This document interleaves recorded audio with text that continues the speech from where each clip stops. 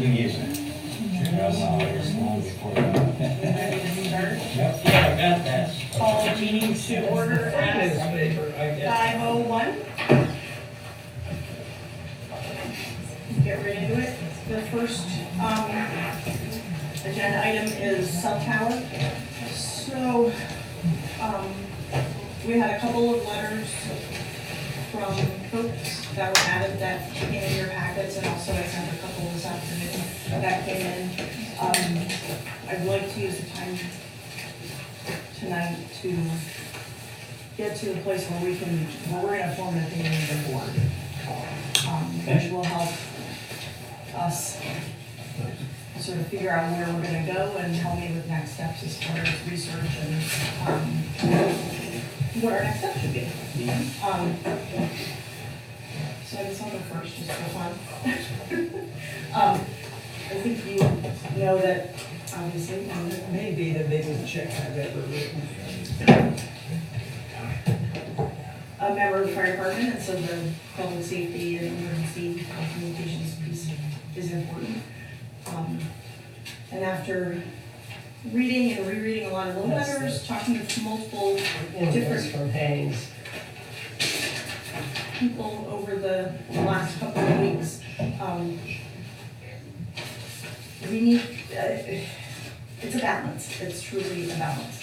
I think that we need to see if we can buy some more time, build some more time before Homeland goes to the siting council with their application, so that we can look into more options, not only site options, but technology options. And I just quickly looked at the, 50th or 60th time that I've read that technical report. And of the 25 addresses or people who were contacted, 15 did not respond. So to me, that may be an opportunity. I don't know why they didn't respond, but I think that's 15 addresses that are worth trying to connect with. There have been other sites mentioned, the St. Francis, is that what it's called? Camp Francis, St. Francis. Formerly Camp Francis. Property that people have mentioned multiple times. The Leannock Forest, which I have put out feelers to deep to talk to them about that possibility. There's other private property owners that I think are worth engaging with, but it's going to take time to do. And so what I would hope for is to come out of this with, some sort of recommendation where we might write a letter to Homeland Towers, try to get more time.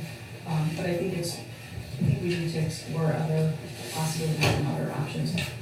At the same time, understanding the importance of having, the emergency telecommunications coverage improved and the cell coverage improved, not just for regular usage, but that 911 usage. So it's sort of happening. So my thinking of the past couple of weeks. What are your thoughts, Ed? Well, I would say probably 2.5 years ago, the fire department was looking into putting an antenna on a telephone pole with a box on the end called for communications for emergency service for the town crew. Did Bruce ever discuss that with you? No. That was discussed, he brought it up to the fire department that Rick was interested in doing it. And Litchfield County Dispatch was interested in doing it. They were gonna do some studies where I understood, because if they're gonna get a tower built for free, they would want to go on a telephone pole, but I know we had discussed it at the time, somewhere on the end, because this had gone back years ago when the new owner of Camp Kenmont had brought in about putting a telephone pole or something up for emergency services on that there's a little road that used to go up just as soon as you get into the camp. There's a little old abandoned road that went up into the left up into the woods, and we talked about doing something there. not a tower, but well, I guess you'd call it a telephone pole, but I don't know what, we never talked heights or anything like that, but I know that we recently discussed this within 2 years about putting a telephone pole up. The fire department was gonna have a box there with a small little fence around it. The town crew was gonna go on it, but that's before there was any talk of a cell tower. And so what are your thoughts about the broader picture of Well, the broader Getting into picture it. is I've dealt with timeline issue? the Spooner Hill Tower. I dealt with the fire department tower that we had up on Brown Road, which turned into a disaster, the fire department.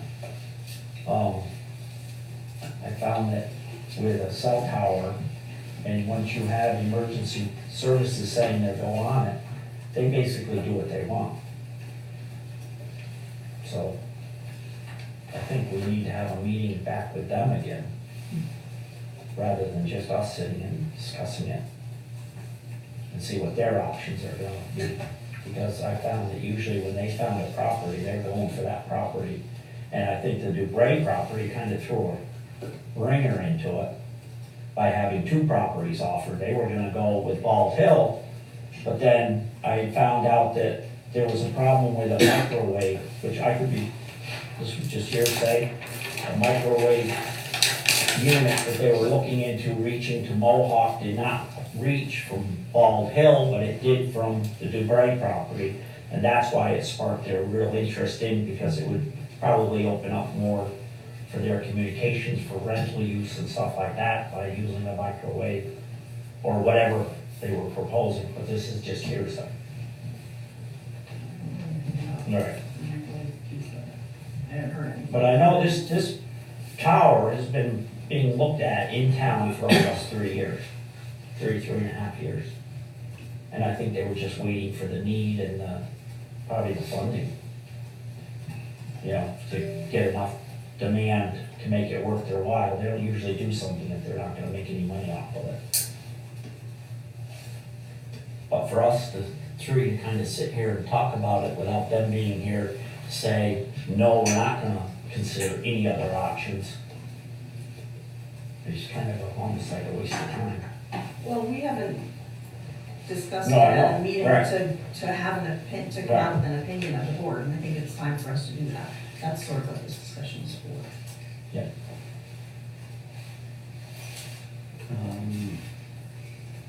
I'd like to start with a plan, and it seems to me that there's no plan here for the town of Kent. There's a plan certainly for AT&T, there's a plan for the tower companies, there's a plan even for the siding housing. But for some reason, we the town have no plan. And so we'll be sitting here, probably in another 2 years, talking about a tower on Skip Mountain. You know, same kind of residents' input, saying, what are we doing, why are we here? So I would advocate to, one, I think there's a formal step we have to take, if indeed we agree, to be an intervener here, correct? To the siding council? I would actually recommend, I would recommend that we ask for party status, which gives us really a seat at the table. Okay. And Randy developed, the town attorney agrees with that, but they haven't even applied to the city council yet, so we're not even at. Well, maybe this is an opportunity to understand the process, but as I look at this map, the one that has no coverage, most of the coverage is down on Route 7. And if you actually look at the number of houses down here, nobody lives on the side of the river. And there's very little that here, and in fact, where they've whited it out and they don't reach is where people live. Yeah. So I find that, you know, this kind of coverage, and then they turn and say to us, well, we need to fill in this little hole. Right. And it is, it's the same thing, it doesn't cover a lot of people, to the point that was brought up at the hearing is, you know, what's the cost for coverage? And I don't see it. And again, I want to get away from the fact that we're going to be up in Skip Mountain, or Lower Kent Hollow, or down there in Preston, dealing with the same thing in 3 to 5 to 7 years, based on a need that they just want to say, we need to fill it. I think this is a situation of, rightly so, the government wanting to have coverage everywhere, but it's very hard in this area, And I think what I'd like to see is, if we have a seat at the table, is ask them what's the plan for the whole town, and in fact, what's it for Warren and maybe even northern New Milford? Because aside from coverage or phones, all you guys on the fire department talk to each other town to town to town, or at least would like to, I'm sure, if possible. And where and how are they gonna cover that now? Yes, it would be the first thing. So I would move, if it's the party, I would certainly want, party status. Is that the formal name, party status? Yeah. Okay. And I'd like to, maybe before you get there, can we have a conversation with the siting council? Can you have a conversation with the siting council and say, can you tell us your plan, and can you involve us, and maybe what we can do is partner with all the neighborhoods and all the people here who have a stake in it, instead of going back to the old system, which clearly was a profit-oriented, find a local person who can put up a tower. I think it's not lost on anybody that the people where the tower is being put, people who live here full-time, where that kind of income makes a lot of sense. And where it isn't put, and if you go through your list, which I've gone through, a number of people there are like, who own that property, I'm not gonna put that on my property for that kind of income. So I think we need to have that discussion, because possibly, I don't know if we can do it, but possibly we can find out a solution where to put them, if we have to put them, so that the least amount of people are affected visually. I can't speak to the scientific, the science in it, whether that affects people or not. I don't know very much about it. But might that be a course of action? Yeah, so my concern, my biggest worry is that if I can certainly make a phone call to the chair of the siting council, but if we wait too long, Homeland Towers is gonna end up applying to the siting council, and then it's gonna, it changes things, because there's gonna be, not necessarily a fast track, but they're gonna be in the pipeline of the siting council. And I feel like if we have the opportunity to, maybe we meet with Homeland Towers, maybe we ask them, make a request that they come to the next Board of Selectmen meeting, so that we can meet with them and talk to them about moving this, having them delay their application to the siting council. Because once it gets to the siting council, even if we do apply for party status, I'm just really, really worried that it's gonna narrow or dull our voice and hamstring us. Just from looking at all of the decisions that come out of the siting council, all the decisions that come out of the siting council are Well, I'm a little confused on the 9.5 process. times out of 10. Are you saying that we apply for party status? We can't apply for anything if there's no application in front of it. until they have an application. So why are you concerned if there's no application in there, if we just make a call and talk to the siting council and say, the voice that we hear here is, no, we don't want it, but we understand, that there's a movement, if you will, from the siting council and from the feds and the state. And is there a way that they can help us plan this through, rather than it working in re-engineered as it's been, where, these groups go out and hunt and peck and they find a spot and then they push it. I mean, clearly, if they didn't have the second spot, which is a much better spot, we know it, we all know it's a much better spot. If they didn't have that, they'd be content with this, with less coverage. Doesn't make any sense to me. What makes sense to me is finding a plan where everybody's involved, and somebody's gonna have to say, oh, sorry, you're gonna be the guy, you're gonna be the neighbor, you're gonna be whatever. But at least if we've done it with rational discussion, at least if we've done it with everybody's input, and I think that's where we go. We may not like it, it's democracy, but at least that's where we go. But at this point, if you ask me today, I'd say, no, I don't think this thing's appropriate here, either place. I think that it affects too many people for not enough coverage. Almost everybody in this room moved here for the aesthetic components and beauty of this town. And beyond that, I find it really incongruous that you have a department like DEP who spends a lot of time, money, and energy for the health and welfare of not only the forests and such, but also the art, the aesthetic components, as we do with land trusts, as we do with lots of other people. And then we turn around and I think probably one of the nicest places, put a cell tower. And you're probably going to see it for the most part if you're on one of those ponds. And not everybody has access to all those ponds, but that's not the point. The point is that one day you're on the pond and you look up and you're like, what the hell is that? So I think that's where I personally think we should just take the stance of saying no, at which point we can have a discussion. And you don't think it would also be prudent to talk to Homeland to say, we would like you to delay your application. We understand from the hearing, your intention is to do it after the balloon float, which you said was in January, which we got a tentative day. But he didn't confirm that by the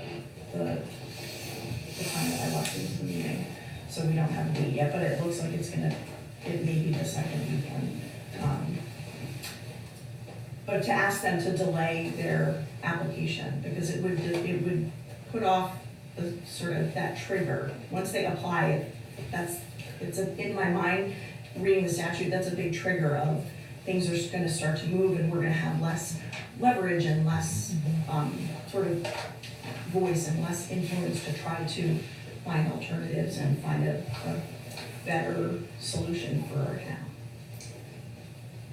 Do you Between the two things. Do you think Homeland's really interested in finding a different solution? Their solution is to have a tower. I think you start there.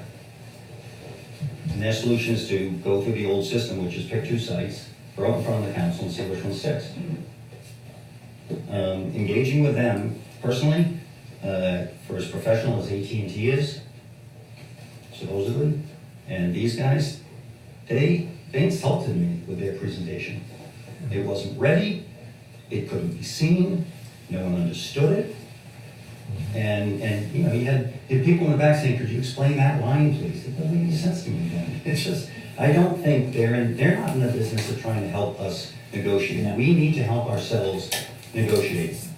And candidly, that needs to come from the fire department too. If the fire department and the EMS services truly think and believe that we are needing this coverage, I think everybody in town would love to hear that. Because people up here on the lakes would definitely want to make sure they're safe.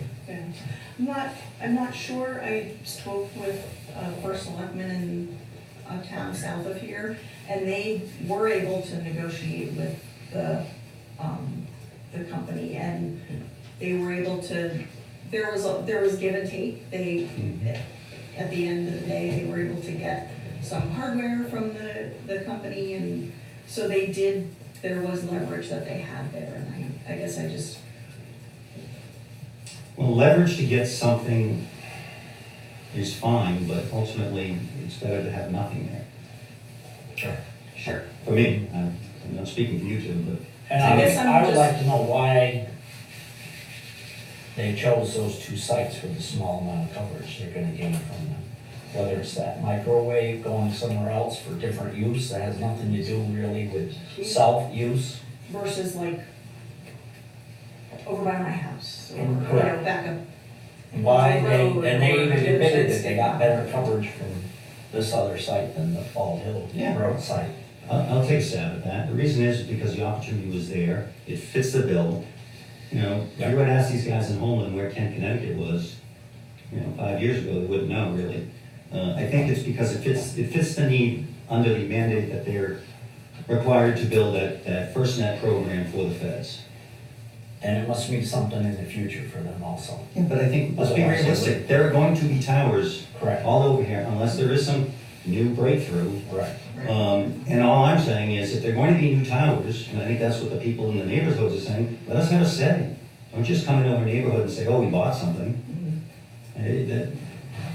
That's the way we're gonna do it. I'll make the sidewalks and then show you guys later.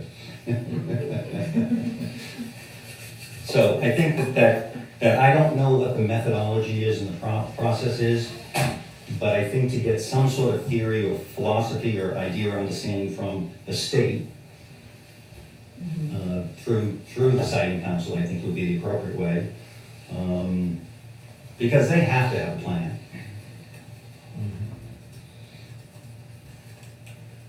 I would think the siting council must have some sort of plan for coverage.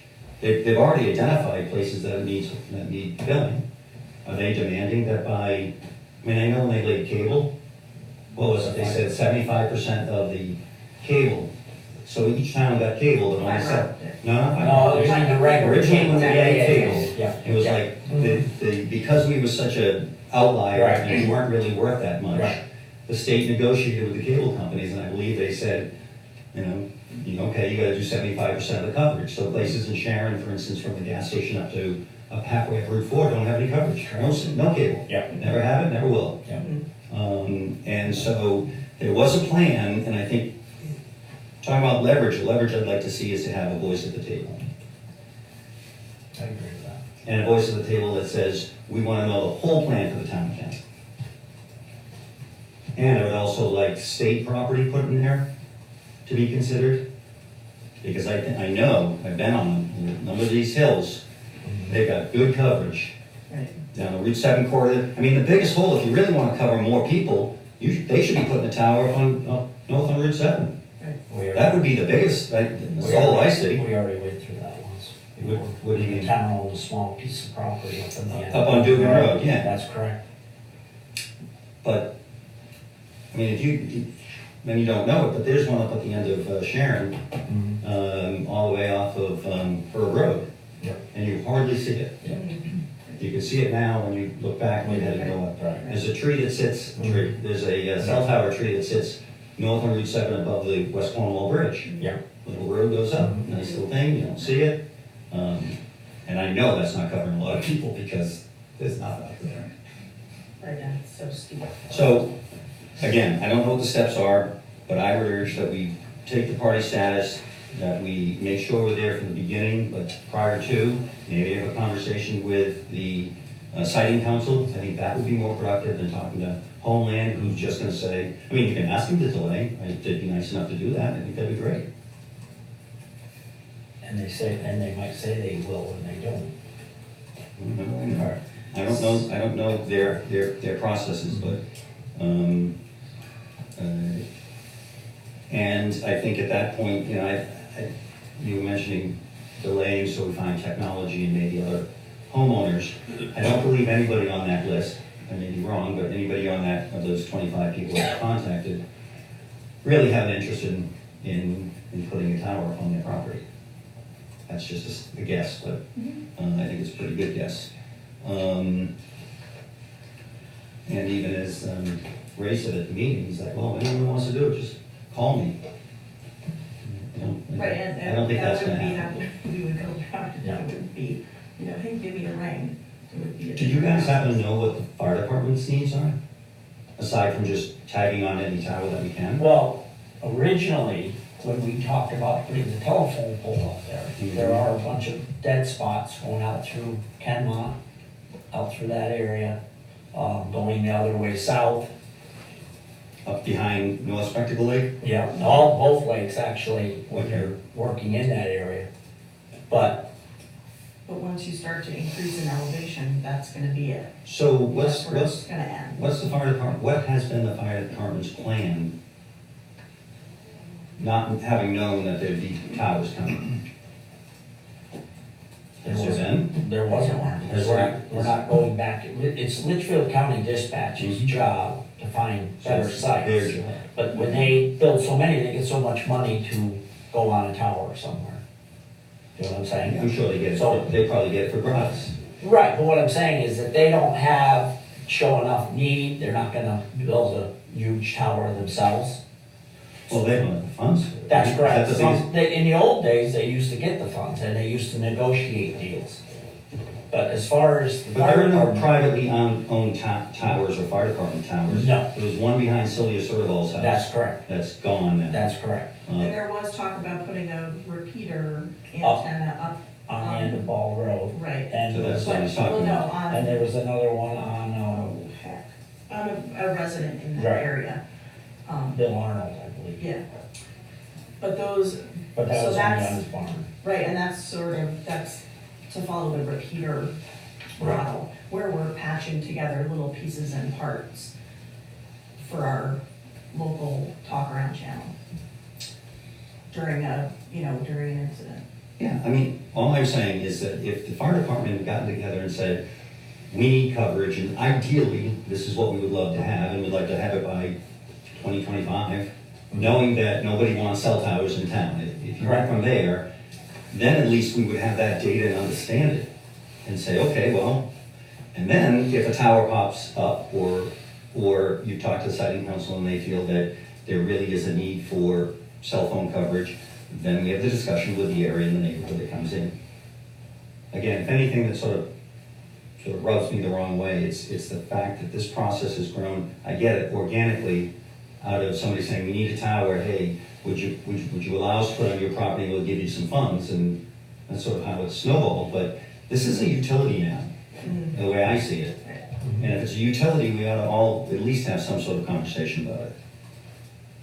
And I'm concerned if we don't try to change it somewhat, we may not be able to, then we'll just get railroaded every little place here in town.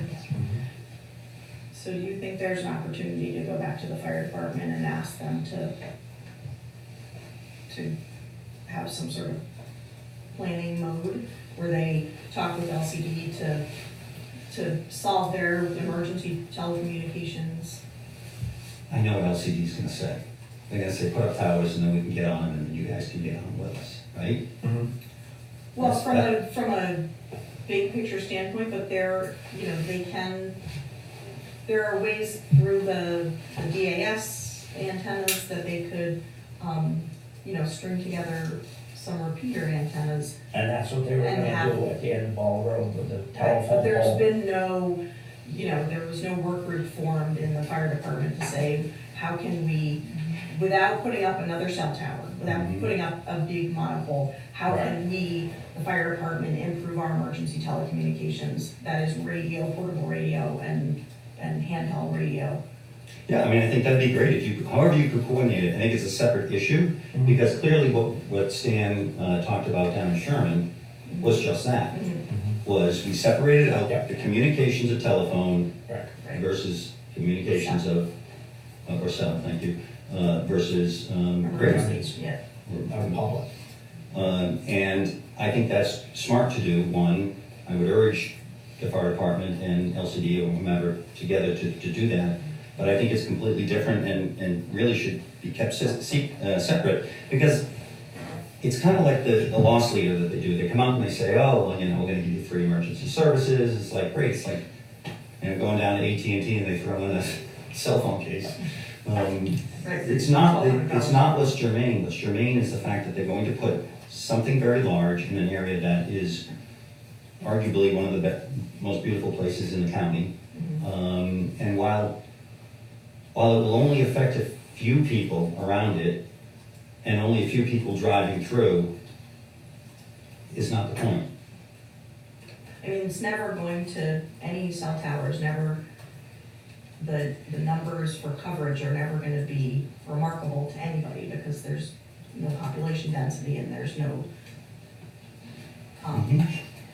there's not enough people even running through to make any number sound or look interesting.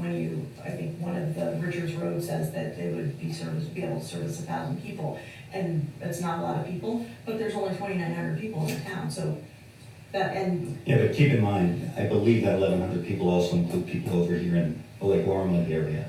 So it's not just Kent people. right, And people, you have kids. And really, when you start to narrow it down, it's not 1,000 people. yeah. It would be better to say how many that's a households good in Kent do you actually affect? That to me would be more pertinent. Yeah, and so that is a question that I do want to ask Homeland. How did you arrive at 1,000 people, and what do you mean by 1,000 people? Yeah, but What is that? wouldn't the question even be better to the siting council? So you're getting, call it 500 households that you hit here. Why is that important? Why is that important when the numbers are so small? The siting And council we're- may not have that information yet, though. No, City council isn't anything. Right. Wait a minute, you're telling me the siting council doesn't understand, I thought they were the one dictating. I thought I understood from the meeting that this homeland was sort of focused on this area because it was identified by the siting council as an area of need. Is that inaccurate? In a broad sense, I think you're correct. I don't think that's specific. Well, they had the maps. Why would they?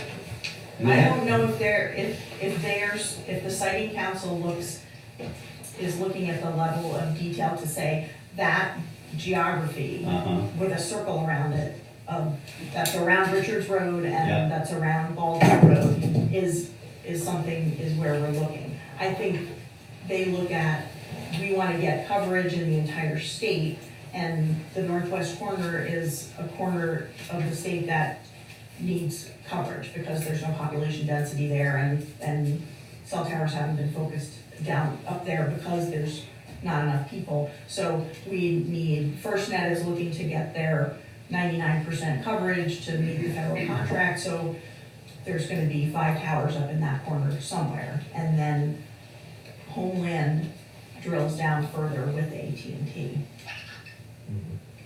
Well, I thought it was in part directed by them, or at least they, and I get where you're going.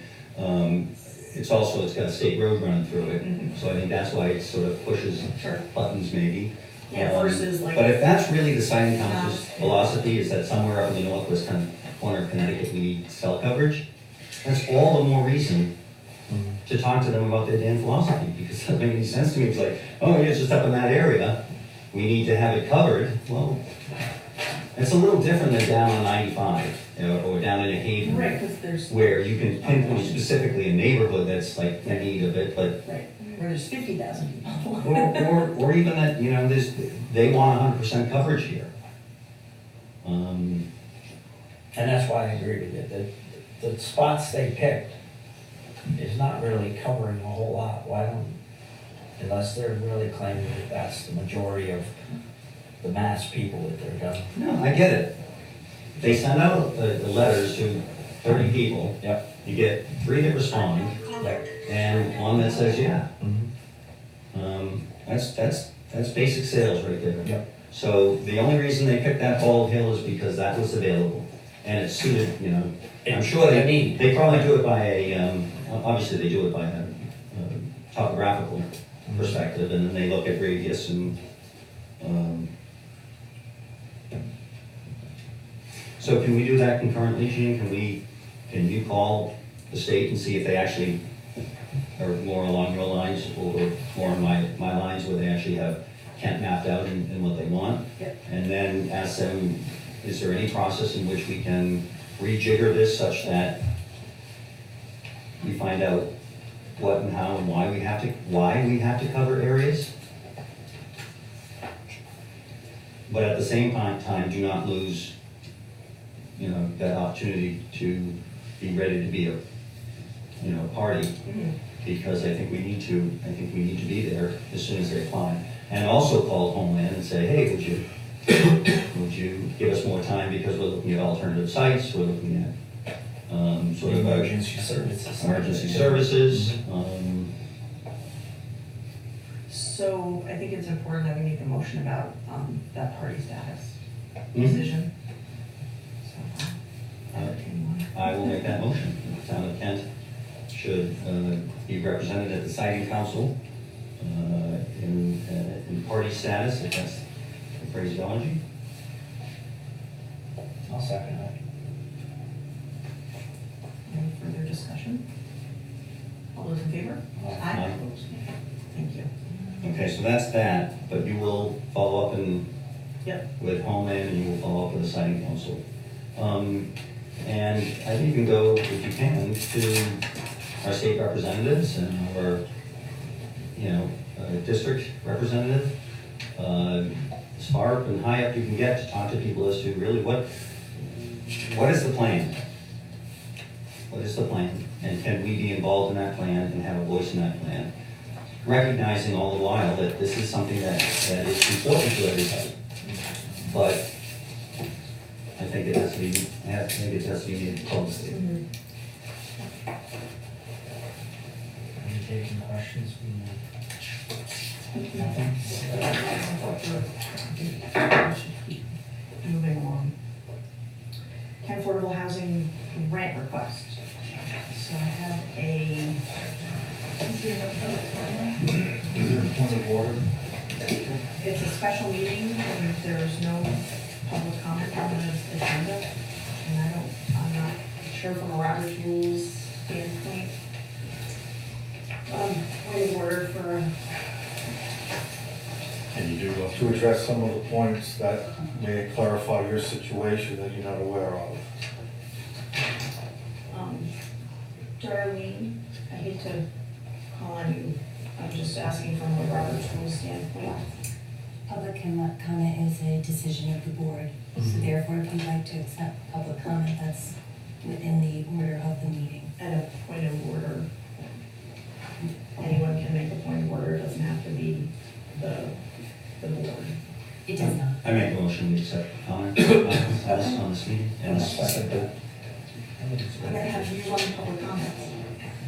Sure. We need to finalize the. Any further discussion?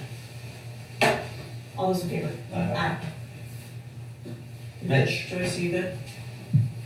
just do us a favor for record, because I think we only have it on microphone. Please state your name for the record, please. Sure. I'm sorry, So- Mitch. Yeah, thanks. Mitch Cohn, live on Richards Road. I did attend the December 13th meeting. I agree with your comments, Chris, completely, particularly about the inadequacy of the presentation. I think it was very telling to have the lead speaker there asked a very simple question about putting his family next to the tower. He completely evaded that, of course, in an almost humorous way. And also, they have not demonstrated need in any shape or form. So the only thing I really want to say is that if you're going to do what you just voted to do on behalf of the town, I think our greatest weapon is sophistication, because Homeland has been very unsophisticated in their approach to the siting. It's comical. It's a mailing, it's who wants $2,000, and, yay, DeBray raised his hand. And it's also telling how many people did not respond, who had no interest, which was the majority. So there alone, I think, is not really the opportunity you're talking about, but more so the evidence that the demand is simply not there. The demand may be very significant by the fire department and EMS, and I think the Sherman model of separating, parsing those ideas are very important. But I think if this town is going to represent itself at any meeting and on any phone call, we should take the lead in securing engineers and smart guys that understand the maps, understand the technologies, and can blueprint for us a very smart, intelligent, less aesthetically displeasing alternative to the Homeland plan. Because if I'm sitting on the siting council and I'm now listening, well, the town of Kent has taken the bull by the horns here, they've invested some money, they've gotten experts, they feel the aesthetic degradation is far too great for what's really being given in this mild service, but they've come up with a plan with their own, special services people to adequately supply emergency services. They don't believe that there's a demand for these very large towers, but if there is actually demand subsequently, we'll at least have done the homework, the real homework, to site these things properly so that they're impacting, very, very few people, if any. If state parks can be used and things really out of the way, we're noticing them. So I think it's incumbent on us to spend money to get the real people, because the ideas are fine, but as you said, Chris, and both of us, we don't have on paper documented specialists and people who really do this for a living to say, we've looked at the topographical maps, we've examined this, access is this and this and this, and quite frankly, we have 10 sites for smaller towers, or you don't need the towers at all. EMS can be serviced through repeaters or other technology. I would like to have that in our pocket before the conversations, because if we don't get that on the record with the right people, particularly Homeland, if they're hearing we're going about this, will know we're very serious. They may back up a little bit in the timeline here and say, well, maybe they will do the homework for us, and then we won't be going through this misery at the siting council subsequently. And I think that if you can get to the siting council and let them know we're doing the work, it'll take us much, much further. Thank you. Tony, to continue, Chris, to your last point, AT&T and Homeland are not responding to a need from the siting council Siting Council did not identify something that Homeland is responding to. Homeland is responding to this because of a commercial need that they perceive. But I think you folks are on the right track in terms of looking at this process in a broader picture. Because number one, if there is a less obtrusive way of providing emergency service without the cell tower, you undercut the legs of this application to the Siting Council considerably. Because the coverage issue, as you folks have already identified, makes no sense in terms of what they're trying to do here. So it's important. Homeland Security has to know, and perhaps it's good if it comes from you people, that not only was their presentation woefully inadequate, but their due diligence has been absolutely atrocious. They claim to identify 26 properties, a number of which did not respond. You could presume they didn't respond because they weren't interested, but you don't know that for a fact. And the Siting Council will know that if this ends up at the Siting Council, I can assure you of that. The issue here is they need to know that you cannot go to the Siting Council with 1.5 properties identified as potential sites. They did not do their due diligence on the Richards Road property. If they think they're going to walk into the Siting Council with the proposal as it stands now, I think that they're gonna have some issues. So if you want to identify that with them before this process starts, I think it's a very good thing to do, because they need to step back, because I don't really believe that they really planned this accordingly.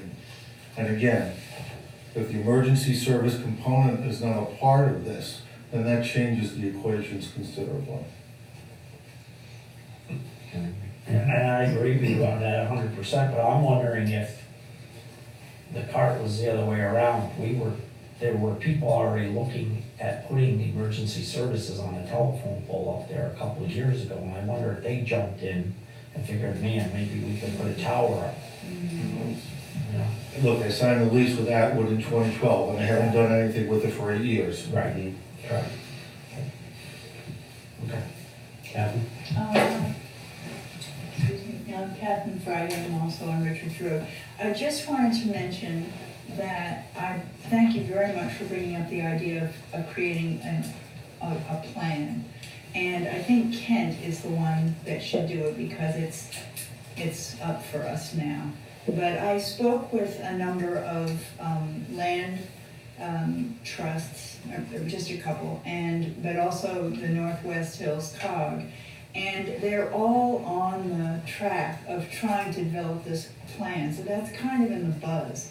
So I think it's time for stakeholders to get together and really think of this plan in a regional way and come up with something that, because from what Catherine Rawson told me of Weontenot, is that there just isn't a plan right now, and that they haven't even figured out who's gonna make this plan. So, but it is in the works, so they're jumping the gun here, and I think it would be great for Kent to take the lead, given that you did such a great job on your ridgeline plan, and that these things take the lead in the region. So we'll just do it now too. Gene? There's only been one copy, right? Has there been any discussion, or have you heard any discussion about trying to?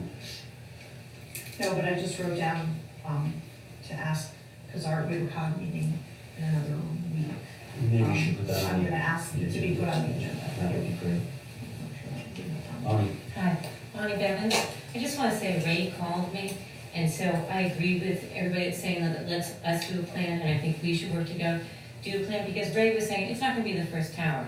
And so they're just looking, so this is just going to be one, there's going to be another one, there's going to be another one. So we have to look at our ridge lines. We have to talk to the neighboring towns, work together, and come up with our plan. And I agree with everything you said, Mitch, is we need to get our program and our people together, people that have the technology and the know-how, so that we can really prove our point that what we need for the emergency or overall, but not to destroy, I mean, just having, what he was just suggesting was I just couldn't believe it, this wasn't the first tower he was thinking about doing.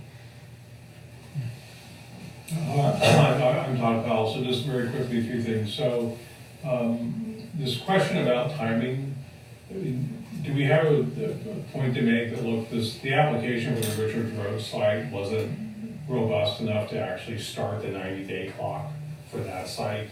If it was for Bald Hill, it was, but if the Richards Road site is the one they really want, which is what I think as well.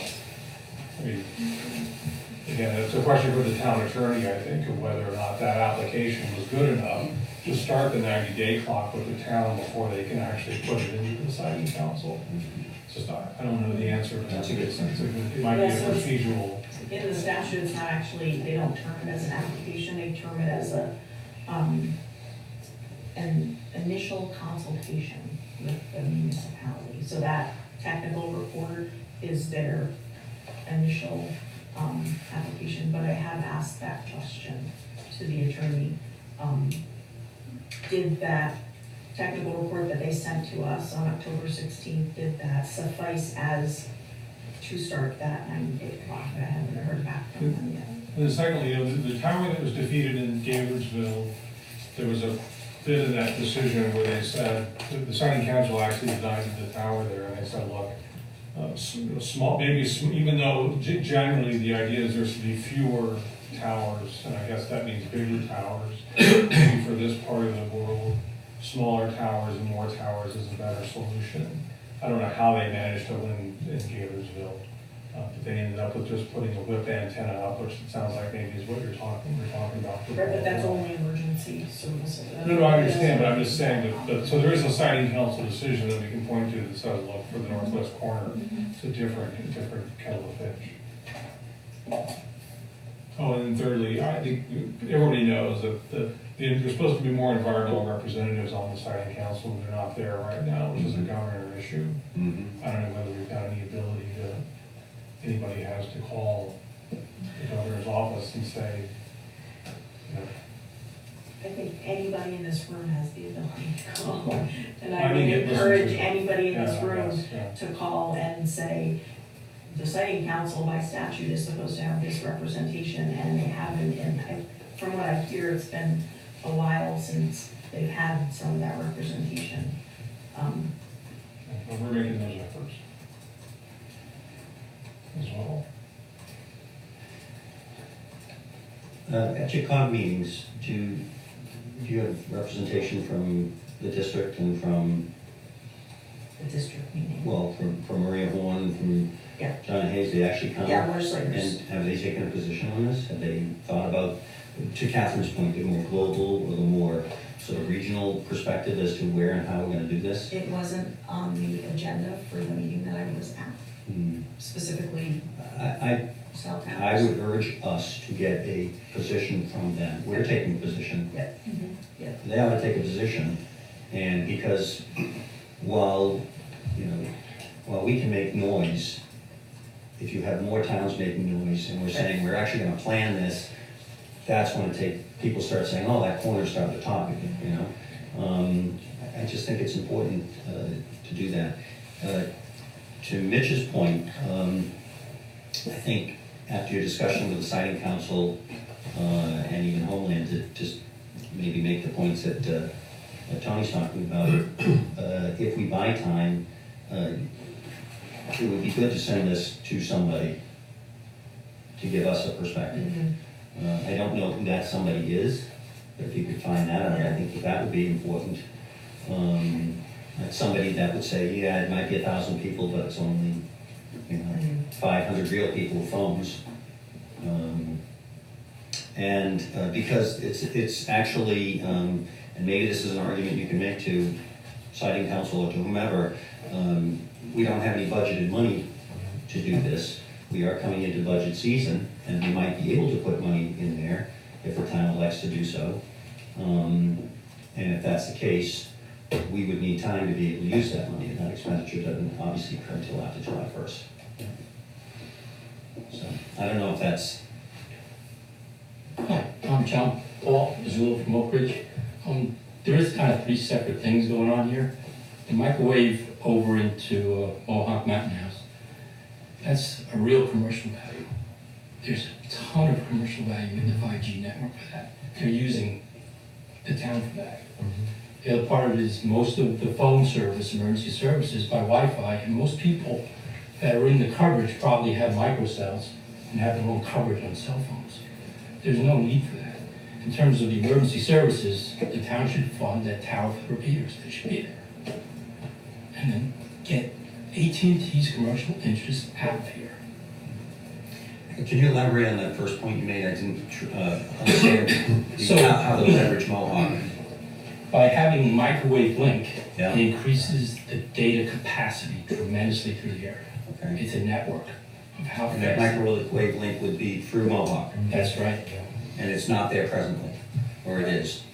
Mohawks is there. There. Mohawk So is once you there. start linking them all up, it's a grid, it's the matrix, Yeah. and they're using this town for it. And it's the first thing that makes sense, I mean, because up till now, I wondered the same thing, like, why would they want to stick this tower there for 400 people? It doesn't make any sense. This makes sense. This makes sense. So from a progressive town, providing Wi-Fi to everybody in the town is the right way to go. And Wi-Fi emergency networks, I just Googled it, 2017. So you're talking 3 years ago, talking cell phones. This is 2020. You're talking Wi-Fi. That's what should be here, and that's what you should provide to the people in the town who use it and need it. And that would also provide the emergency services. Anybody, There's if you- also, but there's a piece to that, the Wi-Fi emergency telecommunications from, that is a little bit complex. When people have, so people have their their Wi-Fi hubs in their house, they're not necessarily accessible to emergency services for use, like in that Wi-Fi, like we have an app that we're testing right now. So But- in rural areas, Spectrum should be in here wanting to put on the streets the Wi-Fi antennas. And that's what we have access to. It would be them, not AT&T. You should put one against the other. Well, it's just starting to get way, not even way over my head, very far over my head. That's why we need perspective on this, and alternatives, and what's going on in regions in Montana, and places that are so far away that it's not worth putting up a tower, but they use something else. I think that would be really good information to have, and then to have someone really synthesizing this information for us and finding, maybe finding the same solution. This is it. This is your only alternative. But at least if we knew that, then we would at least be armed with the information. I highly doubt it, and now it makes total sense as to why they're doing that network and trying to, if they are pulling off of Mohawk, then it's all the more reason for this region to understand how that network's going to be set up. Because if not, they're going to just start sticking it wherever they find the next person, say, yeah, I'll give you 30 grand, I'll take it. So we've identified an engineer, we can give you a name. That would be great. That would be great. See if you think we're the right people. Any other comments? I have a question. I'm Matthew Harris on Bald Hill Road. What is the deal with the Warren Tower? What's the situation? Because people talk about that as an alternative. So where's that at this point? I spoke to Ray about that, and supposedly it doesn't cover the area he wants, and it's not in the position, and maybe it's not in the position that Mohawk can reach, because it's up off of the mountain, what's it? Laurel Mountain, is it Laurel Mountain? What's It's that? on Laurel Mountain. Yeah, Laurel Mountain. And But so they it's don't, kind they don't have a tower there, do they? of, no, they have a place, they have a lease there. But it's just like Bald Hill, they have a place. Right, And to the point of, what the heck is everybody connecting to? That's where we need to know what and how. But the town is okay with that one. I assume it's a competitor of Homeland, and that's why they're, that's why they're poo-pooing it, because they want to get in. You No, know, they Homeland want- it's a Homeland site. yes. It is? Yeah. And if they didn't have any carriers that were interested, that was what I think he said. It must be that tower, its height, won't get over the hill. Yeah. That, Right, well, that Richards Road site will. I mean, that's the only thing that makes sense. The town wants that tower, right? They leased them the land. I mean, They did. The town voted and approved it. Yeah, I think honestly, I think they're just selling it from spot to spot to spot. Yeah. They're just telling you that your neighborhood is there, and they don't wanna talk about connectivity. But if they could get this micro there. Yeah, no, If they could do it from there, you would have thought, So, they'd go. so where are we? We're at the beginning of January. We have a regular meeting when? A week from Tuesday. Okay, so you think you'll be able to have that info? And if you can get that engineers, or whomever is the Yeah. professional will get that, and then reach out to them, we'll have to find out what's actually gonna cost, and time frame, and timeline, and maybe they'll just do it for a consultant fee, read through, and, okay. Any other questions? I just have a comment, Chris. Mhm. If you could send, us, all the residents and or maybe the email contact, just who the people, maybe just give us phones and numbers of who we can call to voice our opinions, about, if you even have the site council's phone number. It's all on the siting council's website. I'm gonna do the same thing you all are gonna do. I'm gonna do it on the siting council's website. And Okay. it's a state agency. And connect with them, and the legislators you would connect with.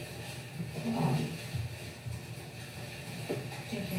And I would reiterate that, if you have, it doesn't matter where you fall on this issue, you need to pick up the phone and talk to somebody. Your voice is your voice. And it's the only way they're going to start to think about this as an issue.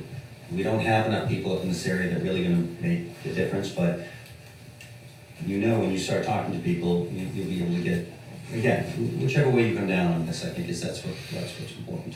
And this is actually sort of the perfect time because the legislative session hasn't started yet. So if there's some, they're making a bill that somebody's percolating on that can help us help with this whole cell tower issue. And if the legislators are hearing from the people who are gonna be affected, that they're going to, your voice is very loud when it comes to, especially in Hartford.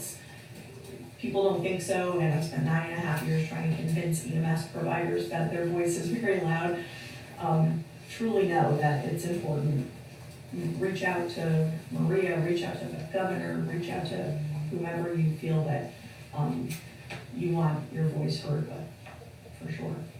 Just Well, like you're doing here even tonight. federally, because this is coming down through FirstNet, Right. as again, That's that the front federal porch. contract. And so, we got senators and congressmen people in there, and I think that if you can, talk to them as well. Time everything. Will the town put out anything when it's confirmed about whether or not that crane will be there on the 11th?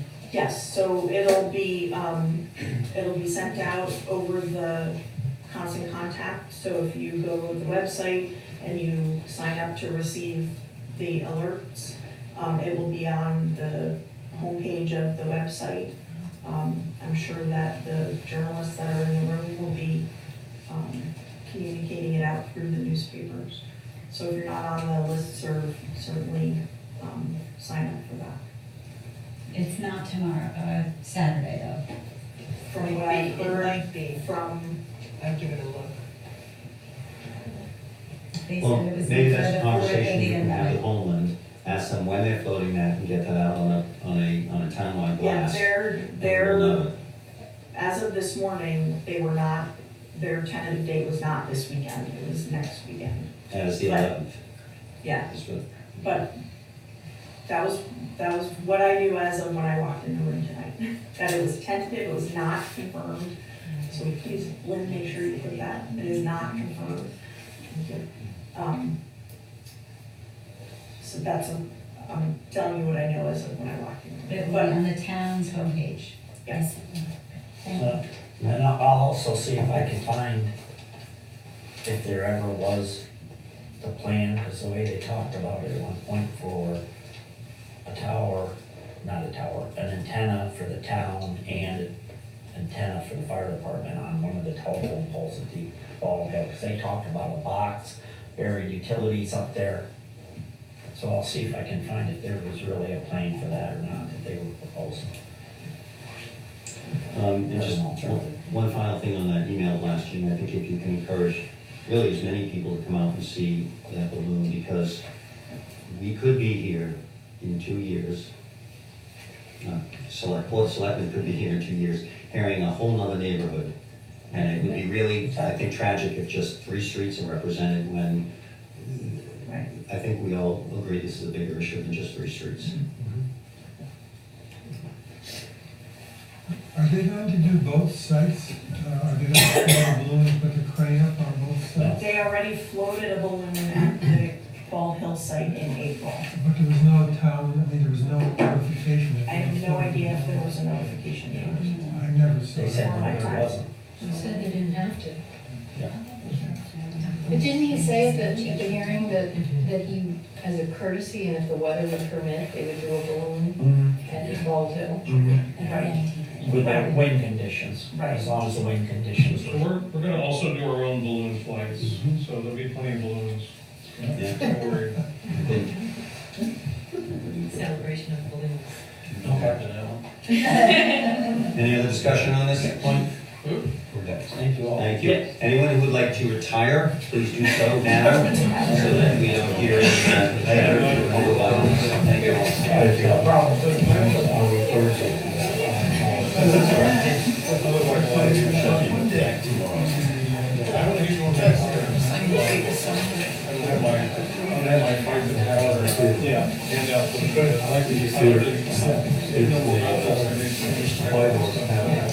If we could retire out fast, that would be great, thanks. Encourage discussion, but we gotta keep going with everything.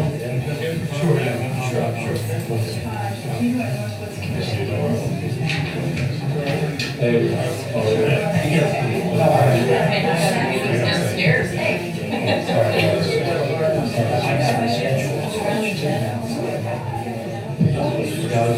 Outside before you talk, folks.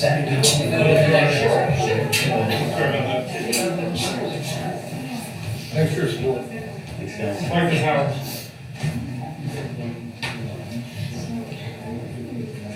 Okay. Alrighty. Affordable housing grant request. Barbara did some looking into the grant. Do you want to just briefly talk about your, Well, not based, concerned, but the sort of closing a loop? based on their request, I've looked into the grant to find out what the reporting requirements are, as well as what the requirements are going to be for my office. And then subsequently, Virginia and I had a meeting and we discussed all of that. And based on that discussion, I sort of gave them the go-ahead to come back to you and ask for approval to submit an application. Part of what I have to do is, there's a mandatory full-day meeting that I have to attend before they can submit an application. It's going to require that the town have a federal single audit in addition to our regular audit and our state single audit, which will be an additional cost to the town. And it'll probably be at least 2 years, maybe 3, depending on how long it takes for the funds to get funneled through and the grant to be closed. There's gonna be additional record keeping for my office. And that's about all I have, right? And so you're good to take this on? Well, Well, I can't not take it on, it's just, it's important to know what the requirements are. so it's 3 years out, you think, to get audited? 3 years of Well, what work? happens is from the time you are awarded the grant to the time the grant is closed, you have to have this single federal audit as part of your regular audit. It's a whole nother document that gets prepared.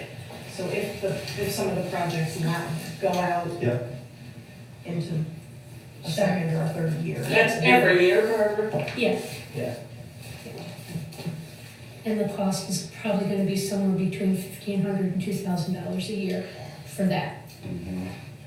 And there'll be obviously an extra tax on my office as far as the workload.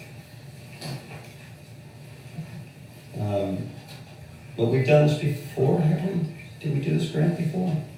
Not while I've been here. I don't think so. There were 2 grants, Usually. after the turn of the millennium, since the turn of the millennium. And were those the same requirements that you remember, Bill? You don't know? I suspect requirements have been ramped up. All right, so just from a monetary point, you think roughly, do you have a number or figure roughly that we can say that we're gonna be expending beyond Oh, I would say somewhere between $6,000 and $10,000. annually? No, Just that oh, divided maybe over 3 years, and that's on the high side. okay? But that, we're not gonna incur that before the next fiscal year, right? No, Okay. no.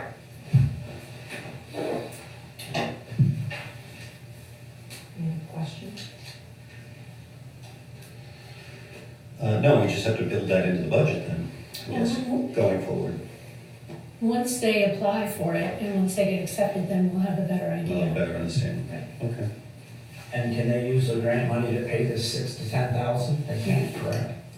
That's a good question. I suspect there would be money for audit in the grant, I would think. but I'm not sure. In the grants we have had for each of our 3 properties, there has been money for legal and for audit. Really? Yeah. Legal, I understand. But this is a different structure. It's a Well, I different think we should grant. assume that it is not, Yeah. Well, that's how we assume should not, proceed. yeah. and if we get lucky. Is there any action that we have to take? Other, Well, we had to kick it to the treasurer. She has given it her input, and so we had to actually That give. was. Didn't we make it yeah. subject to? We should make an official motion. we should make an official motion, okay. Did we make the motion subject to or not? I don't recall, and I I didn't didn't see review it. I don't Okay. think so. My only question before we do a vote is, so we're not doing looking for a grant writer? Oh, yes. They'll have that as well. So But that that's gonna doesn't, be an additional cost on top of We the are, 6,000? That'll come out of the Affordable grant. Housing is going to pay for the grant writer, Okay. which is estimated to be 15,000 up Correct. front and the rest of it covered by the grant, thus refunding the 15,000 to KAH unless the grant is not chosen. Right. It is a competitive grant, works on a very elaborate system of points. And if you get up near the top with your points, then you compete with other towns and other projects. And what I thought might be worth saying is that this complex is now 15 years old. We have maintained it well. And the point of this grant, we do not have a great deal of deferred maintenance. And the point of this grant is to make sure that 15 or 20 years from now, we don't have deferred maintenance. and having the grant writer on their side is alleviating my office of I any understand that. responsibility. It's separate. So if the grant doesn't get approved, we could be, you and the town could be looking at like $20,000 in uncovered fees. The town wouldn't have any No, uncovered. No, costs. I mean, our fee would be 6,000 to 10,000. No, if it's not granted, then Okay, all right, so your office isn't gonna start doing any work helping them No, prepare I'm- any of this? I'm employed by the town as my Correct. position, so this has just gotta be absorbed in my position. Okay, I'll probably be whining about it. that's acceptable. all right. The extra workload. We all have to work harder. Yeah. Do you want to change throughout for the year? Okay. Yeah. So I'll entertain a motion. Okay. Let's see. I make a motion that we support Kent Affordable Housing in their endeavor to obtain the CDBG grant. That should be it. What's the amount on that? A second for discussion. $1 million, right? They're gonna apply, you're You're gonna apply applying for for $1 million? That will be determined within the writing of the grant, but just as a rough estimate, yeah, somewhere in that. And it's just amended to up to $1 million. Yes. Did the CNA? Well, it's my understanding that most of the grants, when we ask people to go out for grants, we can position, we do a limit up to. And so you seconded that, and discussion, and. So that's gonna limit you to. Right. Is that a correct amount for the not to exceed, or do we need to change it? I think it's possible, and I'm working on this, we might, find $1.1 million. I don't think it impacts the town in any way for us to ask additional, but we thought something in the $1 million range would be, would cover most of the needed upgrades. I wouldn't put a dollar. I'm only going on after what we do typically when we have a grant. We say up to a certain point, and I think that's the town should expect it is to a certain point. Would you consider 1.2, since I understand that to possibly be the maximum grant request that? 1.2 to the maximum they can get. I'm sorry, recommending it on yet. That's fine, I'll accept that. We can vote on the amendment. Right. All those in favor of the amended motion, Aye. 1.2? Aye. Any further discussion on the main motion? No. All those in favor? Aye. Aye. Thank you. Thank you.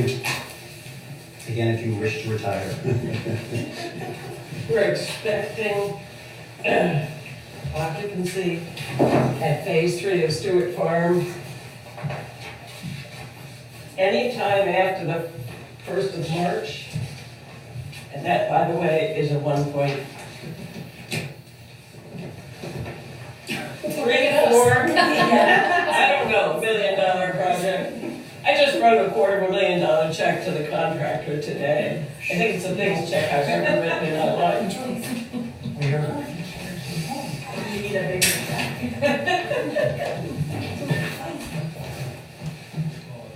Never even bought a house that expensive.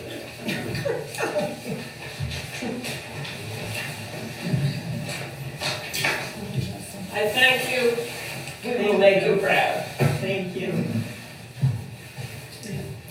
The, For some reason, the echoes of Jane's soul somewhere in the grant booklet that I downloaded from the internet was 240 pages.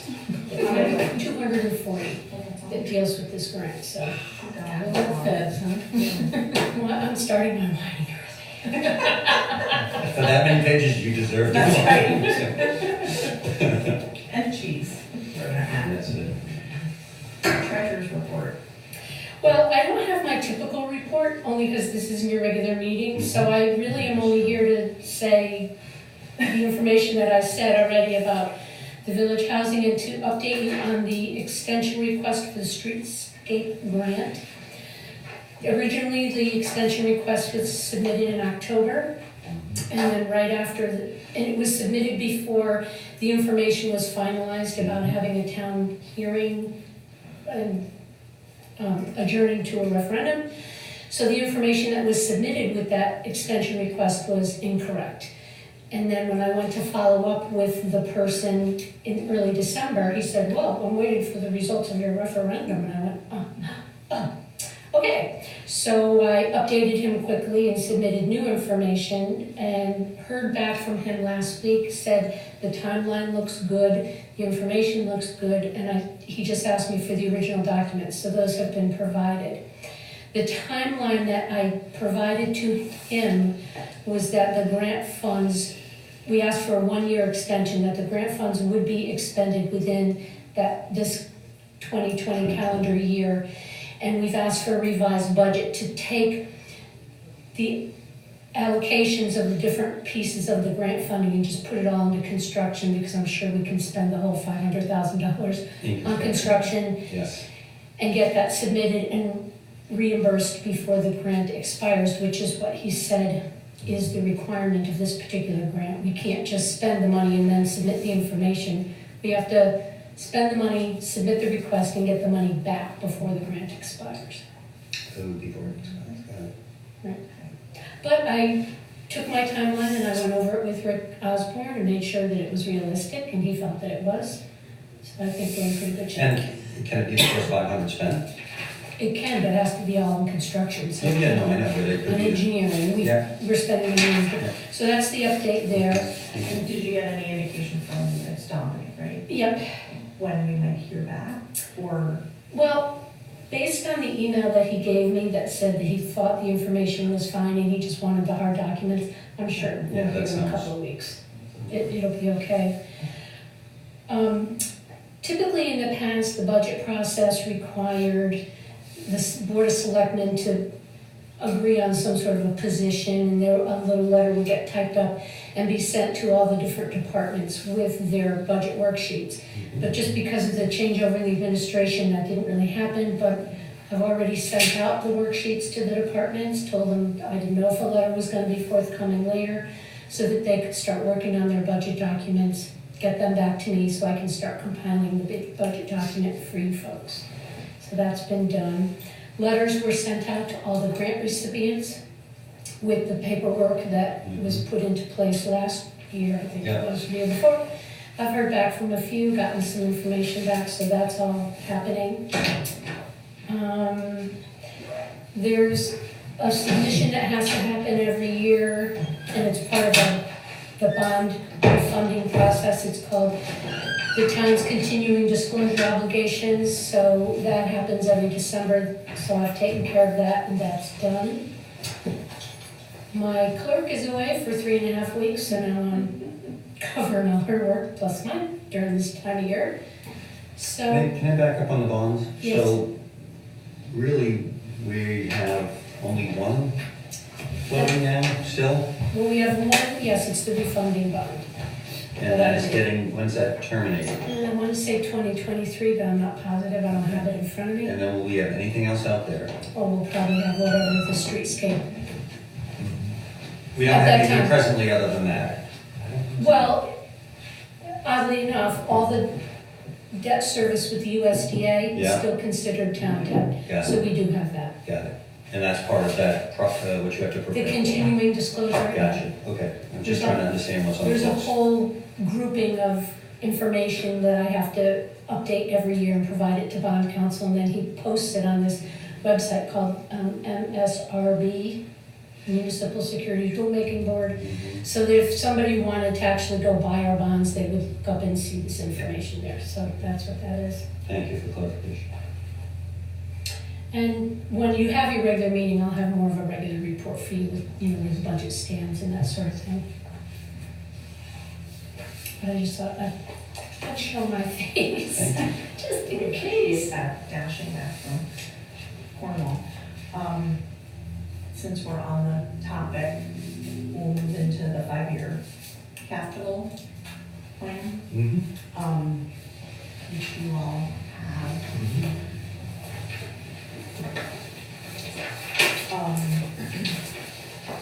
And we previously talked about this, but do you want to, talk about there were, looks like 1, 2, 3, 4, 5 items or 5 projects that had changes in that year 5, that fiscal year 2025? I actually didn't bring that paperwork with me to this meeting.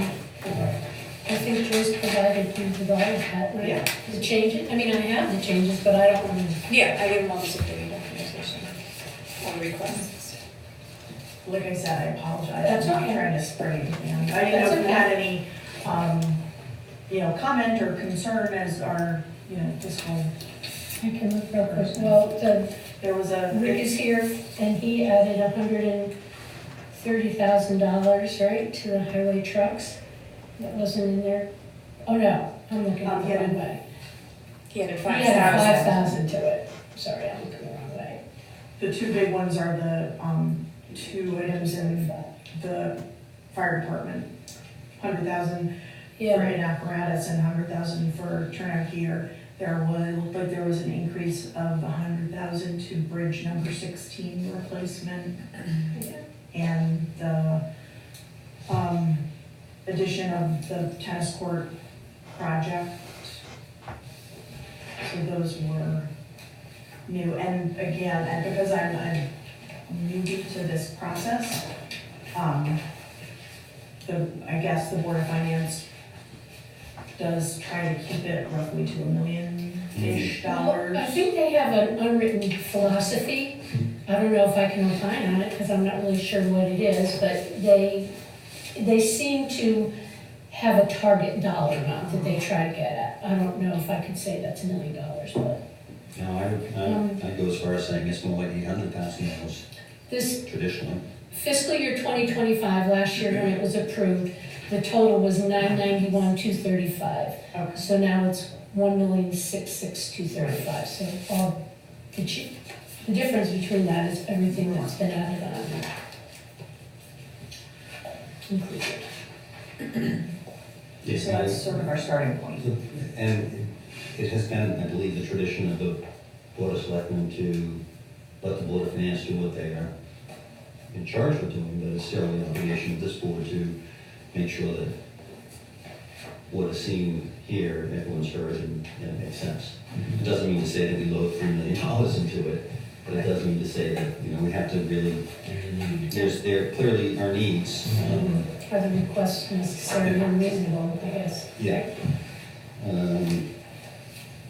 Right, so, so that's just those I'm just calling them year 5, the 2025 items. And then we go to the actual requests that came in. And at the last meeting, we had not heard from Board of Ed nor KDFD. The board made a motion to set a deadline of the 16th. I sent out an email reminder to both the senior leadership of Board of Ed and Fire Department.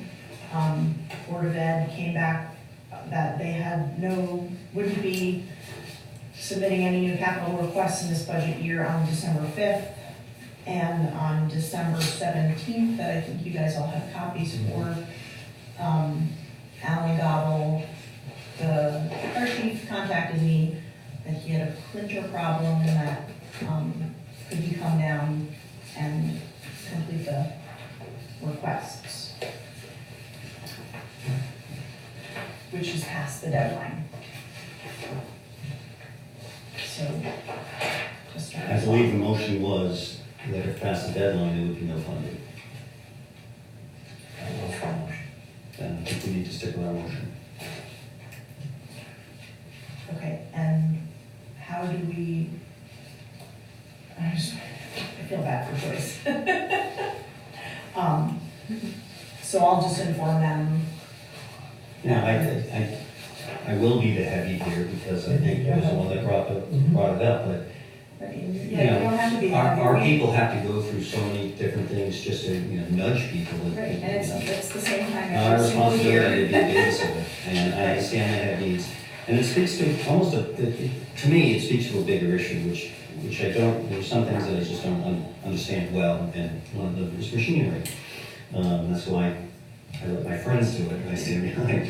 But I think this might be an opportunity to actually form a group, maybe independent of the fire department, maybe with the fire department, to really understand what their truck needs are, and if it's not so much whether we believe them or not, it's more about are they on a plan, a track that makes sense to us in the town. Yeah, I don't think, it's not a point of saying that we don't trust them. It's just a matter of understanding it better and what the decision process is.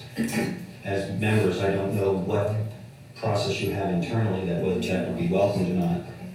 I don't even know if that suggestion's the right suggestion, but I think just so that the town understands that there's a process that's understood, that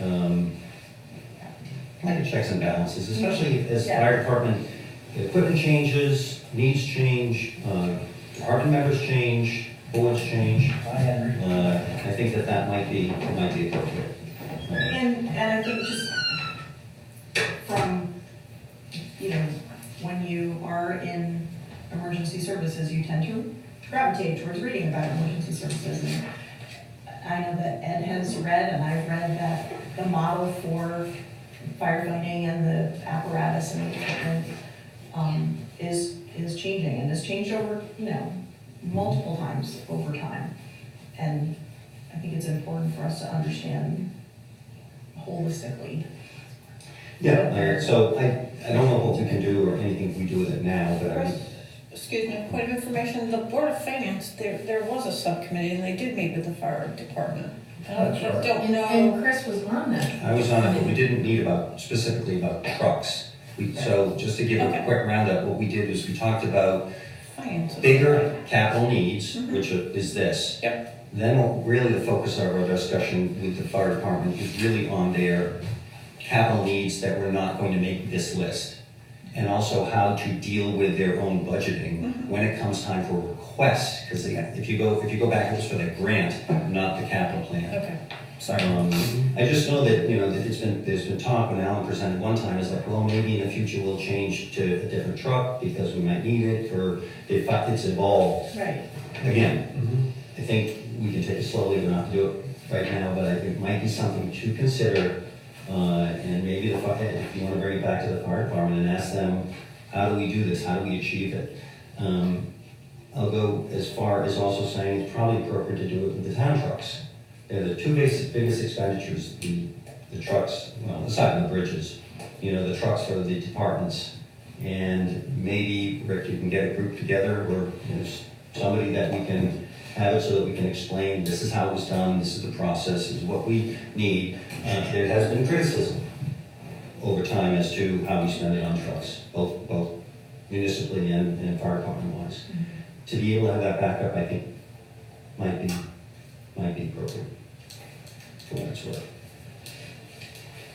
There's another alternative too, for the finance doesn't really hear it. What's the? Just flat fund everybody so much a year, and when we have enough money to buy something, it goes to a town meeting.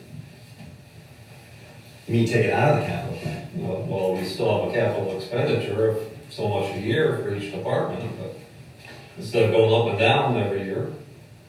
Well, we've actually, through this process, have smoothed it out. As you can see, it's floating right around the same. So, really, I think what I'm voicing for the few that have voiced it, at least that I've heard, is just give me a little bit more backup that's just not coming from one person's perspective. That's it, simply it. And I think if we can provide it, we can provide it.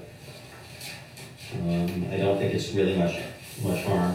I'm not even advocating that we take away any of the money. I'm simply saying if we can just explain it in a different manner and it goes through a different process, I think it would just help those who have concerns to be less concerned. Okay.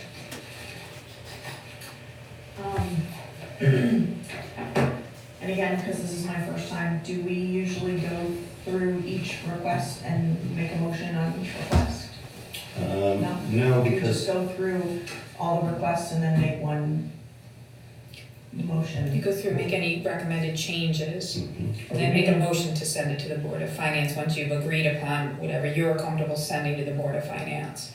Okay, and then do we need to do that like within a motion, like does somebody? Well, you can just have some general conversation, like you've agreed you're gonna take this, I think collectively you agreed that 200,000 is coming out from the fire department, now you can proceed from there, and then you make a collective motion. I'll make all the hash marks. And if you just sort of follow the theory behind it, we're getting requests, so we're that buffer, almost like I was talking about the truck, the fire department truck thing, we're the buffer there, and we really need to hear these needs, and need to make priorities, and prioritize. And so on the board, we present it to the Board of Finance, and they want to know our rationale behind it.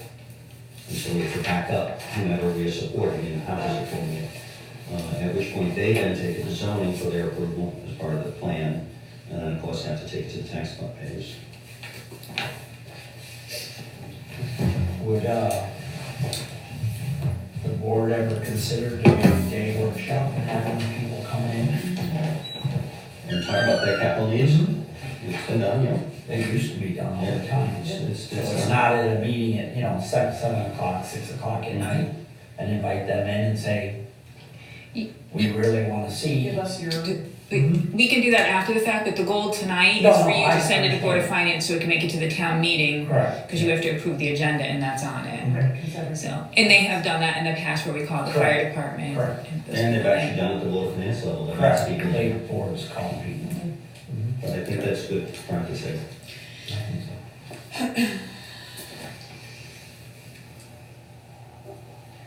Okay, so we're all in agreement on the first three from the fire department Yeah, based on that motion?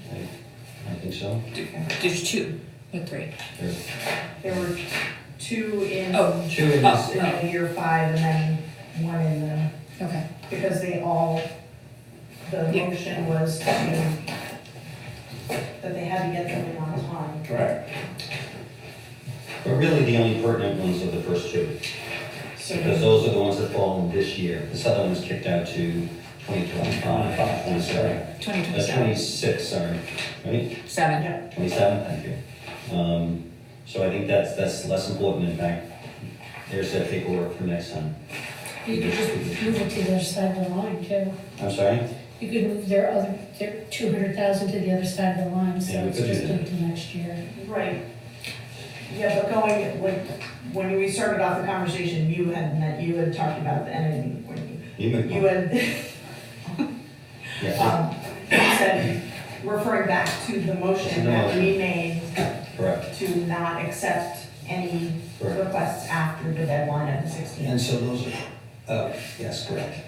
But to Barbara's point, they can think about next year, get that 200%. Hopefully we'll have these on review. However, that's an educational issue with them because what they did was they put it in the year that we're approving now. And they do this every year. If you make them wait till next year, it adds like an extra year on for them because I thought that your group last year, Chris, had explained this process to them and they all came and said, we finally understand it. Chris explained it to us. And when we got the forms first time, as you can see, there's crossouts. They did it wrong again, and now and I'm not defending them and I'm not standing up for them, but what you're gonna do is you're gonna bump it out 2 extra years for them if you don't give them the courtesy of rolling it over. But that's your decision, you made the motion and I agree that you need to stand up to it, No, but. because rolling it over to 2028, is that, the 6th? 26. I'm talking about. Next year at this time, That's the one that's gonna roll in and we're gonna say, well, nothing was in that column. because anything that rolls in here isn't necessarily approved. Right, but, Anything that moves over that line is merely just, everything to the right of the line is a placeholder. And that's what we did explain to them, so. right, But they have no placeholder, they don't it's the theory that they never put placeholders in and everybody who does put placeholders in, then they jump in at the 11th hour and skew everybody else's plan. But I see what you're saying, Mike, if we tell them, take these back and you can submit them next year. So this for next year would actually be in, and I'm calling it year 6. So it is in effect moving it out, unless they try to make this request next year, the 200,000 in the year 5, the year 2025. yeah, If you guys move over a line, you're doing that for them. Right, yeah, and we shouldn't. everything to the right is merely planning. It's to give us and the Board of Finance and the town a perspective as to what potentially is coming down the road. And keep your budget on a straight curve. That's the idea, is to try to flatline it. That was, yeah. That's right. And in theory, and I'm truly asking the question, don't you not want requests in year 5 just to the left of the black line? That's all we're considering today. That's correct. I know that, but We don't. The process has been that they give the request way over here and then they roll in. right. That's been the process. But there has been time when nothing has been in 2026. And then we roll into it and somebody says, oh, by the way, even though I didn't have it in our plan. We need it. We need it. To Joyce's point, it would hopefully get the fire department to focus on that process. But again, it's our job, it's been explained to them as to how this is supposed to roll through. It's clearly explained every year with other departments that are rolling things through, and if they don't understand it, they should come to us and say, can you please help us understand this process, because we thought we got it and didn't. I'm sure that Barbara is probably fairly accessible. I have a question, because I did look at the old capital plan that had the additional 5 years. And it looked like there was 200,000 in there for the fire department. I think In the 6th year that we approved last May. last minute. So You mean my the question budget? is, do they think they were just rolling it over? There's 250 in year 2027.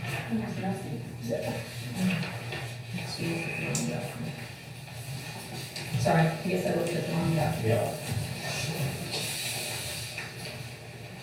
I don't see anything in there. Oh, that's for the ambulance in 2020. They're whole. That was new. And I do recall specifically being presented with an idea that possibly some of the trucks rolling through right now might get modified and changed to another truck, so, it just would be good to have, again, to be able to see what we're getting. And Right, especially if they're gonna modify it and wanna switch out one truck for another, or one truck for two. We need to have a better understanding of what the fleet is gonna look like in 2, 5, and 10 years in a more specific way. Yes, and I'm also looking at this 250 for the, I know I get rest if it's not right on the page, but I remember having a conversation with the subcommittee, and the discussion was along the lines that they might not have enough money left over in the Aiken fund that would be depleted by the time they needed an ambulance. And I believe it was a consensus of those outside of the department saying, we really urge you to make sure that you get an ambulance on the process. So I think this is the opportunity. This is an opportunity where they can actually start to drop this in, even if they don't get funding this year, they can really start to fill these numbers in. And that's what that 250 is That's what that 250 is, that's right. in the years that. And that can be put in there. That can be left in there. We're only talking, right now, we're only talking about 2025 in terms of funding. Okay, so for the two that were in the 2025, we're denying just the two. That is accurate. Are you gonna move them out or just deny them outright? I think we just go to what the motion said. You don't get it in, you don't get it in. And I would urge the fire department members to really, now start tackling this program and fill in these 5.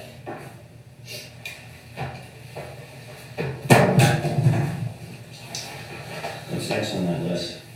Land use? So are we sticking only with year 2025? That's all we are concerned about. Okay.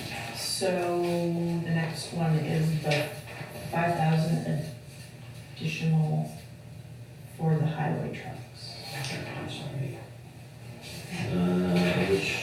Okay. Oops. That's it. No problem.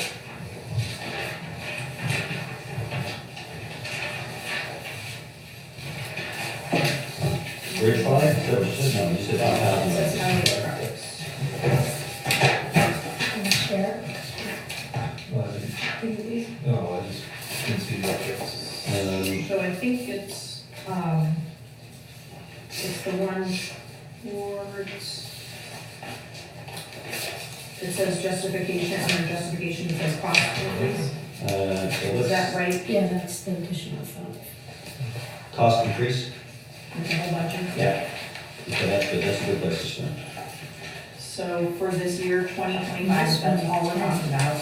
There's a small $5,000 increase from 130 to 135, Mhm. and that's due to cost increases, Projected cost increase. projected cost increases.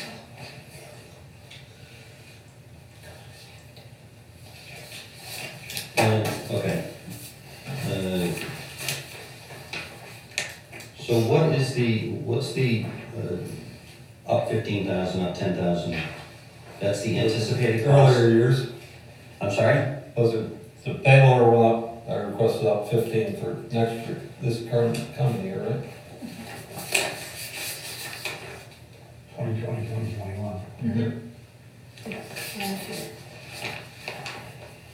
Oh, so that changed.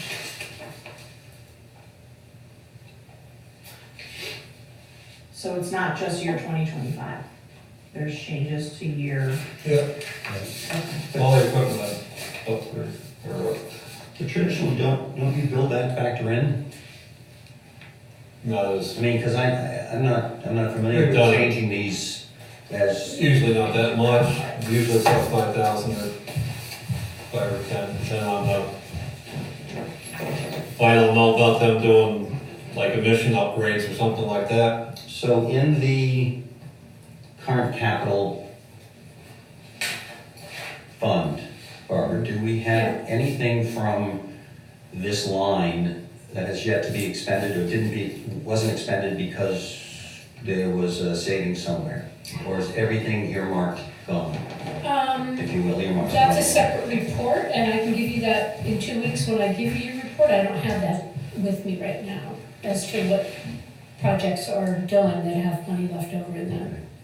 I don't have that. I mean, the reason I'm just thinking, my question to you when you were out of the room was, what's presently in the tag to that line for the highway department, if there's money that has not been expended that we currently have, because that may be a better way to smooth out these ups and downs. I don't think Board of Finance is gonna go with that because they wouldn't do it before for other stuff. Well, I get it, I mean, I understand that, but it's now monkeying around with the bottom line of each one of these, which we traditionally don't do either, so pick your poison. Right? I mean, if there's a amount of money left over that we can say, there are gonna be cost overruns potentially on certain trucks. The payloader, which came in 5 years ago, right? Probably started 10 years ago, but No, but I going mean, into this. the process line Yeah. is now gone up 10%. Yeah, I Did it go up? Remember if I raised it any time in the last 5 years? Well, I guess that's the key, so, maybe we're not saving enough, you know what I mean? Maybe we're not budgeting enough over a 5-year period of time for that increase, I don't know. I go by what the salesman tell me. No, I know that, I know how you do it. I think maybe what you have, and I know you've done it in the past, that we've said, well, maybe it's gonna move up because it's 5 years out, we should add more money, maybe 10%. Maybe that's what we need to do even with the fire trucks, really understand that it might be you know what I mean? There will be Yeah, right. an increase. The Worst question, case scenario. let's take that guess, and if it's a savings, because 15 grand is not huge, but it's a good bit of money. But if we save it, then we can just kick it back. Does that make sense? Yeah, that's another reason to go with what I said before. I hear you, I hear it. If I don't have the money, you're gonna have to wait another year. So. No, because flat funding's still not gonna do anything, you're just gonna have to, flat funding is not gonna change the difference between, what it's gonna give you is that ability to save exactly what I was talking about at the end. That's what it's gonna do, and rather than you have it, the town has that. Right. But somebody's got to let us take that money that's left from something else and put it towards something. Well, traditionally, it's earmarked for that project. If it doesn't, that project's over, you say it's done, it goes back in the general part of the. Which makes sense. Again, this is a budget, and a budget is designed not for perfection, but for a big enough, enough of a fudge factor to know that you can get it done.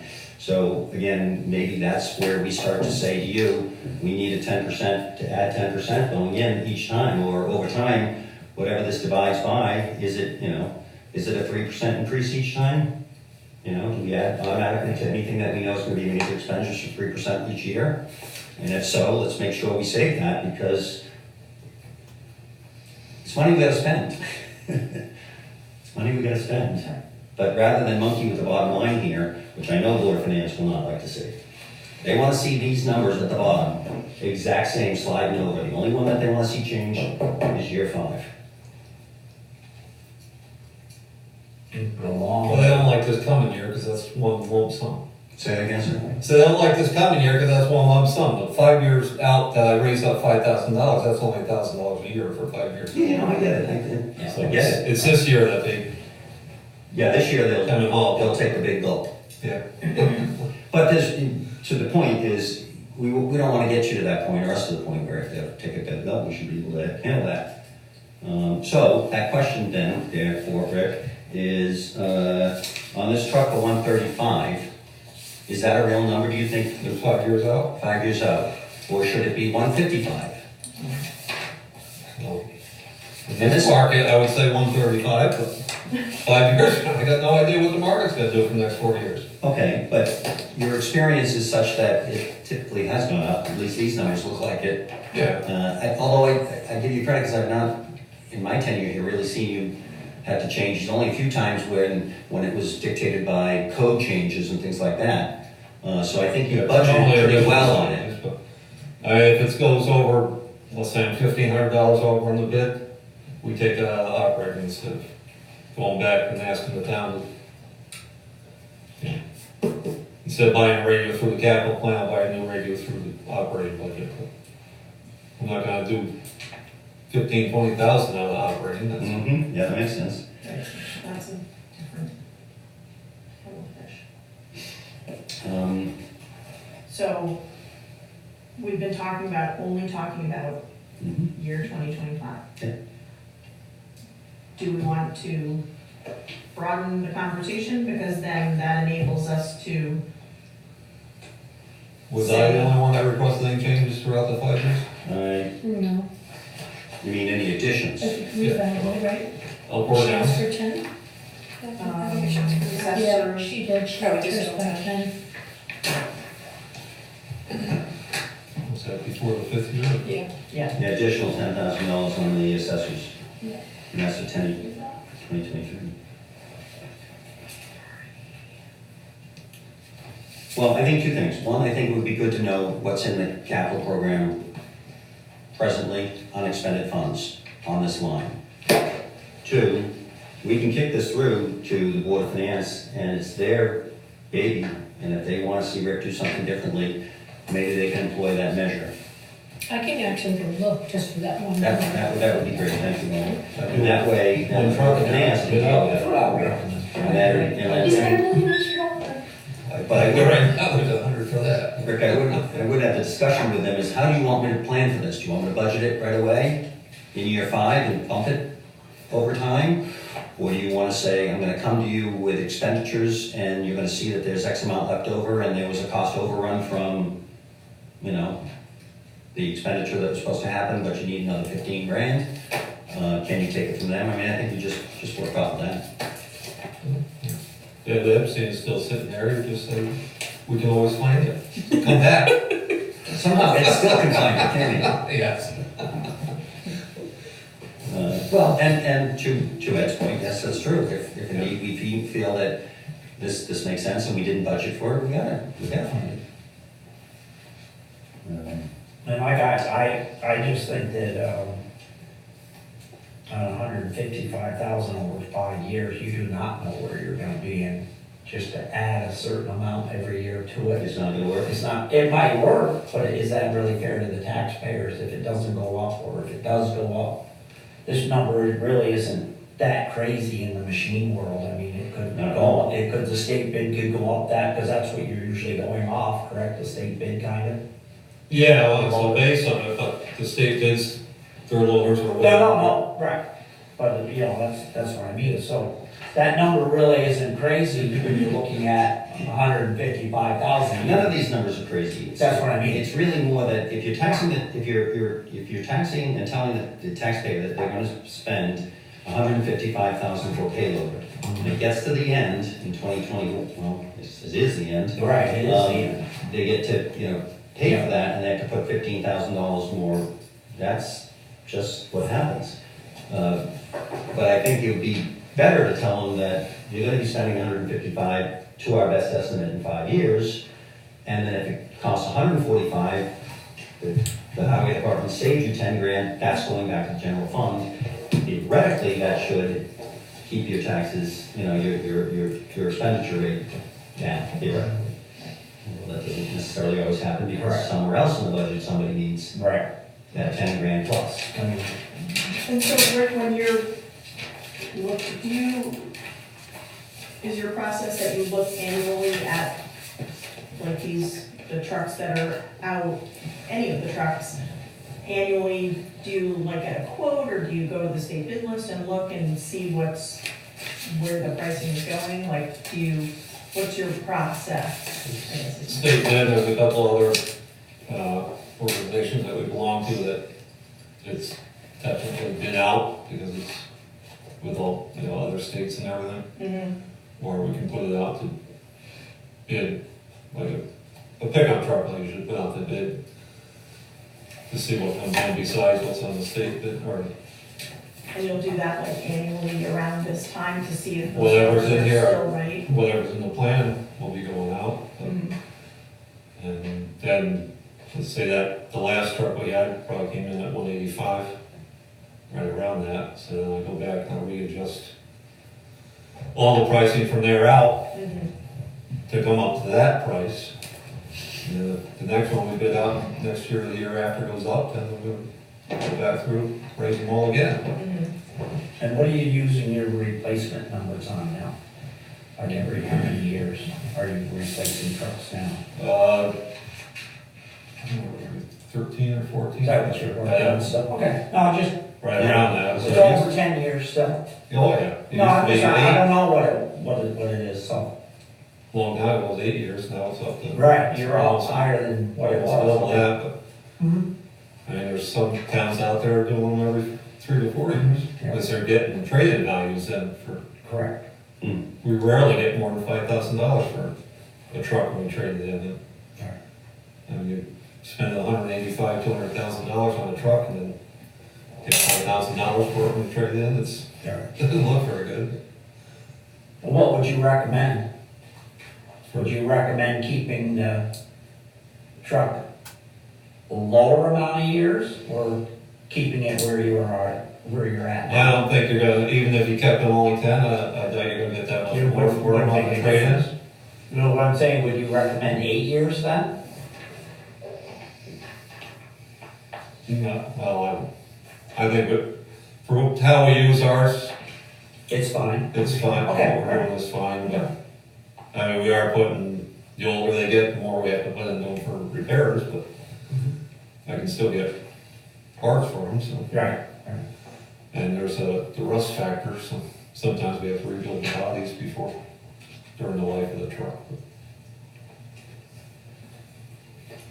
Just so I understand this, so this is year 2021, fiscal year 2021, right?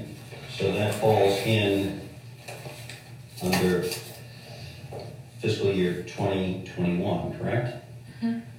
And here it is, that 155 is there. And that's for the addition, okay. And the 15,000 is for, is that your, no, what's that 15,000 for? Right below it. Covered bridge? No? No, that was No, 30,000. that's the zero turn. Oh, I'm sorry, I'm sorry, I'm not reading, that's right. Payloader, zero turn, and assault brine maker, is it? Okay. So Chris, to answer your question about what's currently available in capital, Rick has $5,540 left over from truck number 6. 6, okay. And he's got $100,000 in truck number 2, but he hasn't ordered truck number 2 yet. Yeah, I'm not, how much is that gonna cost, that truck number 2? I'm gonna be lucky to, well, I get what I want for 100, but. No, seriously. We'll keep it at 100, but. Okay, so you have 100 that's been taxed and saved for it. Yeah, that's. And you believe you can do that, so if we just said you could do that, to my question to Barbara that she answered is about $5,000. Yeah. So the question is, do we kick that back to the general fund as traditional, or the $100,000 rolling in gets earmarked for that, and then you'd be rolling in the next year that 155, that wouldn't even come close to covering it, but they may want to cover it a little bit by that. Well, 5,000 could go towards this, but it'd only be. So another $10,000 increase. Again, this is something for I think the Board of Finance to deal with, but the reason you don't want to do this change, at least I wouldn't want to do that, is because we're telling the taxpayer every year that this is a lockdown number. That's correct. And if we're telling them that, and then we change it on them, Right. it's not locked down anymore, Right. it's sort of like, oh, it's not really a plan.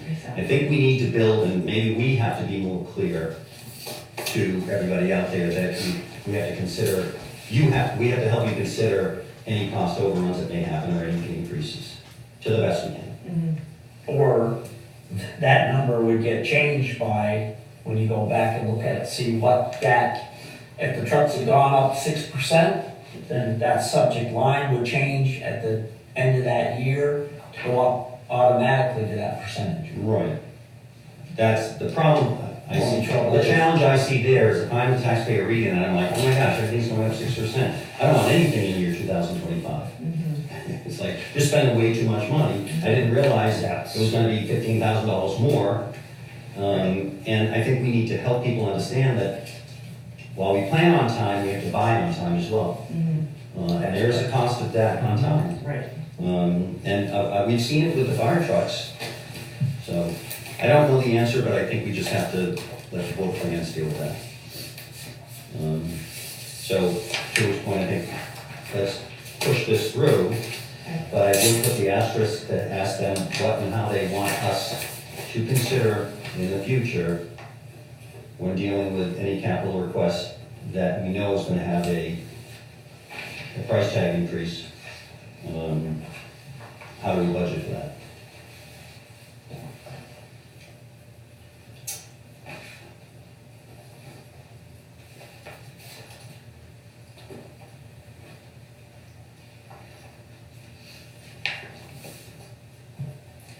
Yeah, so this is helpful, so in 2027, 28, you've already increased that. That, I think, is great, because you've shown that you've already seen that there's gonna be an increase going out, but we don't tax for it yet. So that'll increase when it jumps the line, it's gonna increase again. I went all the way out, if I do it Yeah, no, all that's year, great. whenever I do it. And the reason this is good is it just helps us know that, nothing we bank on, but we at least know. Right, and it looks like the trend is, like you're covering the trend that you're seeing now, going far out, which is maybe what they're gonna say. Yeah, but that's, you need to know that because something will break somewhere in town. And we'll have to figure out, okay, how do we get that? And both the fire department and the town clerk, it is my experience, have used their trucks till they don't run. So I don't think it's like, they're actually using them to be, Rick says 13 years, it's been 13 to 14 years that they've been lifespan on those trucks. Goes a long time. I think that's pretty good for the wear and tear those things get. I just think that that's what we have to do. Maybe like a 50 iron truck, it still has trucks. There's one from 81 or something like that. And so all these others are just out directory. Yeah. What's the 2025? That we have to do? 26? Or Move to year 2025, so it's this one. This is, yeah. which one? $350,000 for Bridge 16, is it? Yeah, Bridge 16, which is Kent Hollow Road. Kent Hollow Road. It's the one down there, Henderson Acres, that one's just what you're saying? I got it, it's the one right on that corner. Am I reading that correctly? Near Bridge Kent Hollow Road near Anderson Acres. Mm-hmm. Oh, the one You drop down and just as you corner, it's right with there. all cows are. Is that the one there? Yeah, but I thought I moved something else out when I moved that in, didn't I? So the. Well, you only have one bridge project. No, sorry, you've got Bridge 15 that's already been approved and in there. Right. Is that still on target, price-wise, you think? I mean, those are big numbers too. 15's already done. Correct. Harder roads now. 15 is done, so we're pulling that out. It's still being funded. It was, Oh, it's still being funded, I got you. the project got done this year. But Yeah, but that's already locked down money, I got that. And there's Bridge 22 is way out. Yep. And then there was one more. Pull them out. 25, 26. Yeah. So that's on the other side. So again, we are jumping around a little bit. Because Well, that's all, the bridges are outside. I that. switched Macedonia and Kent Hollow. And then they added money to it, because Macedonia was actually in there for 250. And I moved that back out to 27. Well, And brought that Kent Hollow in as.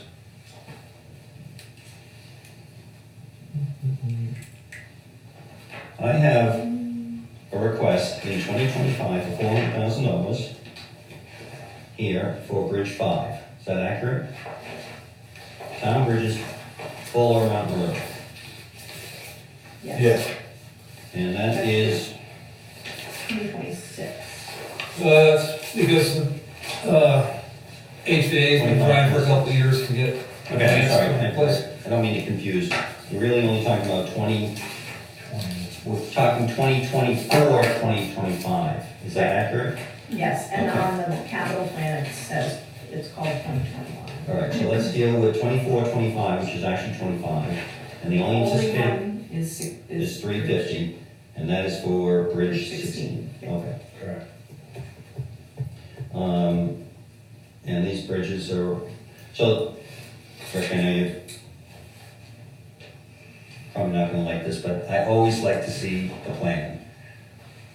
And this is a good plan, but it's not a plan that I think somebody on Macedonia Brook or Anderson Acres looks at as, oh, that's my bridge.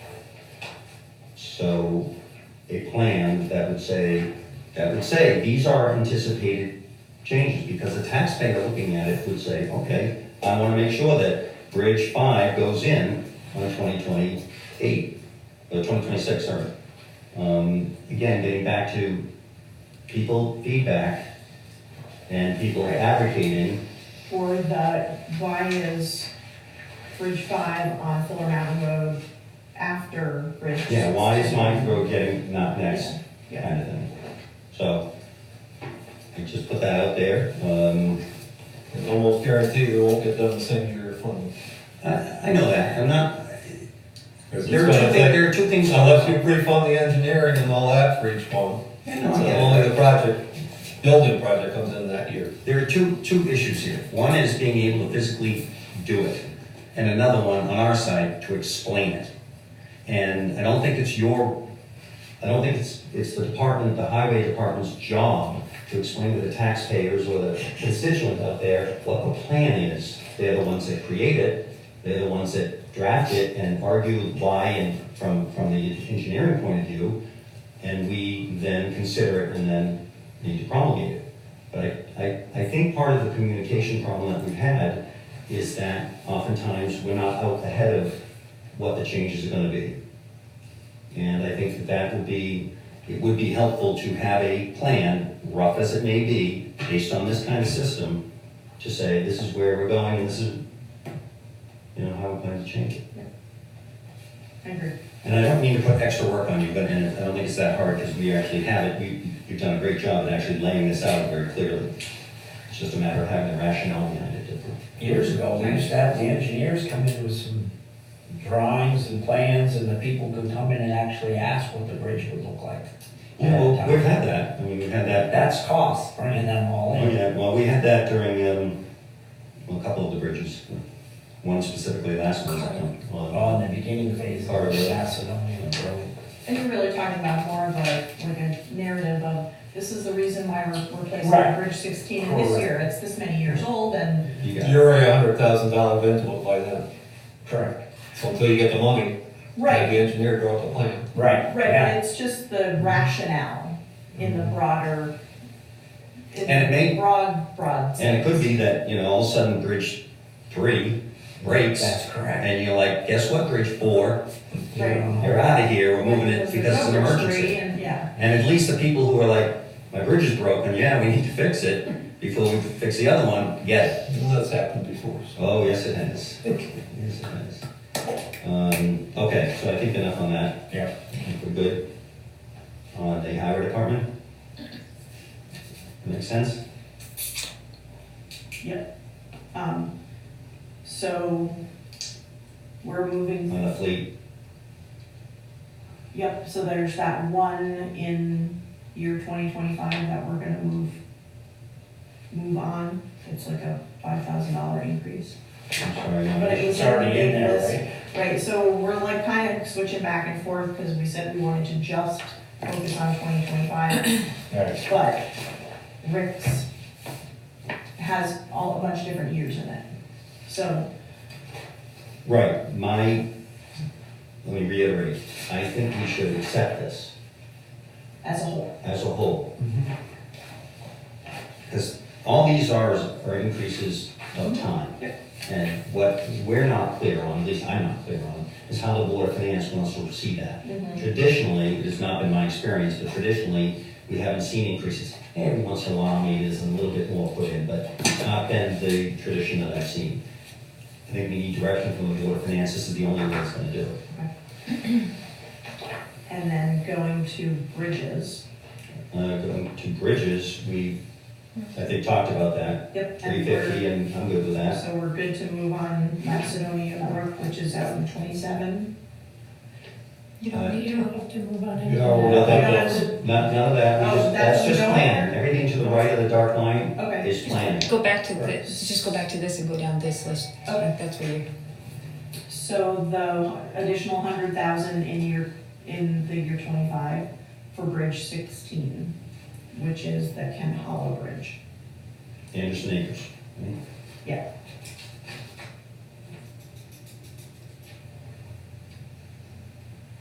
And that's, okay, so that, we good with that, Ed?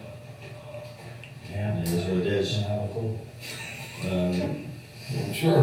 Something that year is going to work out by the time Board of Finance gets done with it, so. Yeah. And that's it for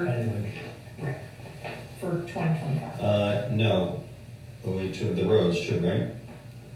Yeah. Yeah. Rebuild Anderson Road, so move up above that. Yeah. Anderson Road rebuild. Volunteer for that fleet. You see that, Jim? Right, but that. So the way it's broken down is the town fleet of trucks. No, I understand, but I didn't think that wasn't new. That just has moved over. It's, to be clear, anything in this 24, 25 is new. The town hasn't approved it, town hasn't seen it. We could strip this all up and say nothing. Or we could load it up with every line and say everything. Okay, just because it's been moving over. It helps from the right of when way. they keep moving over because we're anticipating that. And oftentimes, in fairness to some of these departments, poor Leslie will know, she's been kicked back 7, 8, 10 times with $100,000 for the tennis courts. It just kept moving when we needed to move it or finance needed to move it. Okay, So- but that's not in these requests. No, because they were in prior years' requests. Okay, so do you Okay. understand why I'm confused? Yeah. So Yeah. first, I'm confused because I'm new.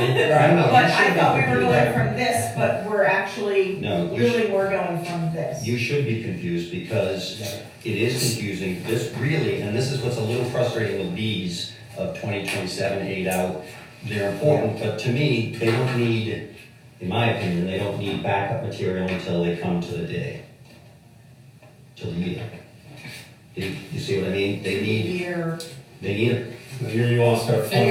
The year you want to start funding, because, we have 17 different, requests here, some that aren't even pertinent to what we're dealing with. And to me, the way I've always looked at this, everything to the right is a wish list. There you go. Is a wish list. Now, it's a planned wish list, it's not something that's just thrown in there and stuff. It's very planned and methodical, and it is typical that we move this in, but the explanation for us to be able to stand in front of the town, the Board of Finance, is that we need to know all the backup to every single piece. Correct.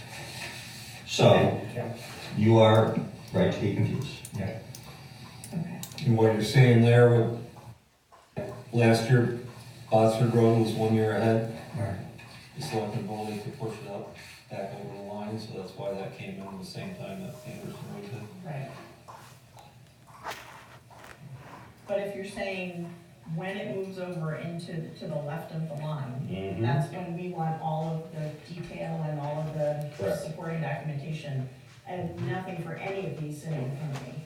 So, I have them from prior years, because Right, people have it's submitted them, and I can that just are submit it just to you a old. different way if that's the way you wanna do it, but this is the way we've been doing it in my time here.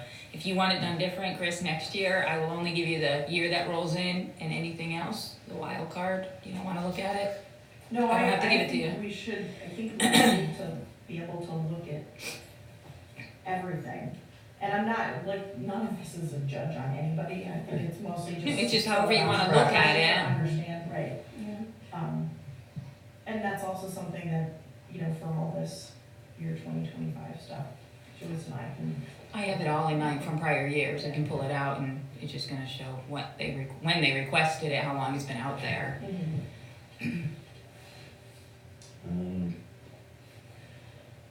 All right, but just to go over them, just so I don't think we necessarily need an application because it's in here and we know that it's ruled.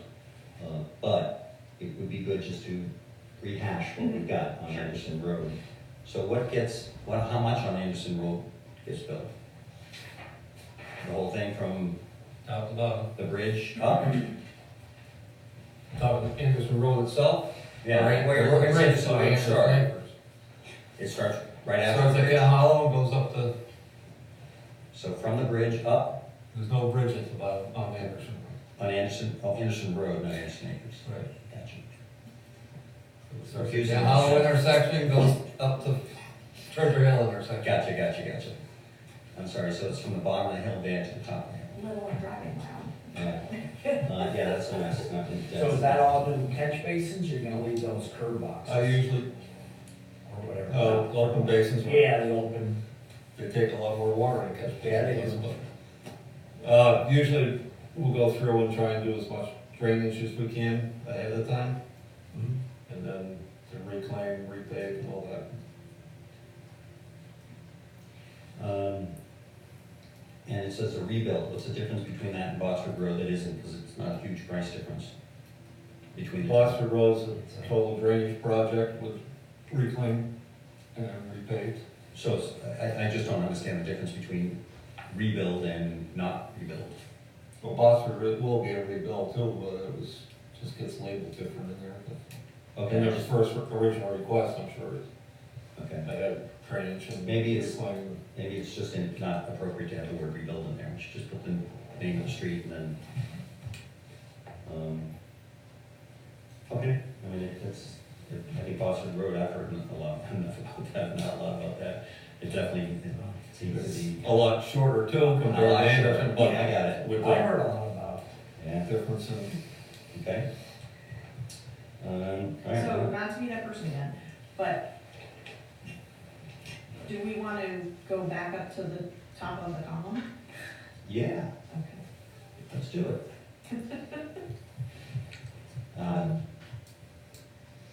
So 50,000 for Kent Center School building improvements. It's the roof, which has been rolling, you can see the other ones, this is just the final time to it. Yeah.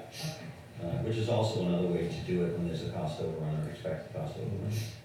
You slide more money coming down the line. Okay. And so they're in year, it looks like 2 of 3 of, You step on the ground there, by the way. You can't change anything in the school park. Yeah. You can look at it. And so you can see where it says, like roof, once we've committed to it, we've done it. So that's when it makes sense that it would roll from over the line to here. Yeah. So when we lay out a project for multi-years, same thing with that sidewalks. Yeah. And they can only use that money for the roof. That's what it's for. Correct. Yeah, Okay. that's what it's for. My So- question. All right. Yeah. So I Years just- ago, the way it was done is, the school would come to the town and say, we need the roof replaced. And when there was no capital plan, they'd just say, we need, for next year, with this budget, we need, $500,000. And the town would then say, okay, we vote for it. And no where it was parked. I mean, so this was designed to try to smooth that out. That's why the bottom line should be as smooth as possible.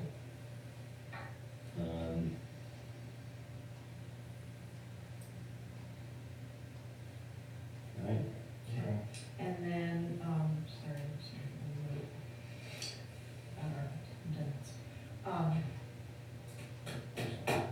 we talked about the highway trucks, the 30 grand for the covered bridge barrier. Yeah. Is that like a new and different one, or is it a rebuild, or is it It's the replacing one on this side, on the Route 7 side. Oh, okay. So, If that ends up being replaced by an insurance claim, then we'll take it out of there, but right now I don't know if the insurance is gonna go for it, so. Okay. I mean, they seem to whack this every 3 years. And They're whacked 15 times this year. so I just got a question. If we're putting cell towers everywhere, why are we covering a metal pole going across the bridge? It's probably less costly than, a very large emergency incident, With a over girder? bridge that goes with a tour bus that goes into the Housatonic River. No, I'm not saying take away the metal girder. Like, why do we have a little doghouse around it? Oh, why is Oh, that that was covering for- on it? Yeah, that's my point. That was, Why are we spending 30 grand? We did on the other side. right, finally gave up.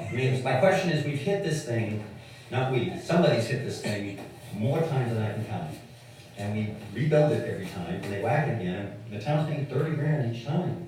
No, That's no, just no, for the no, covering? that money on it here. No, this is to replace the whole thing. What do you mean, replace the, Steel, all the steel, the uprights, the concrete, the Entire base. structure. I'm sorry, we're talking the bridge? No, No, the the, barriers, Barrier. the Not barricade. just to You gotta replace, put new metal, Yes, yeah, that's, because it's taken down the metal as well?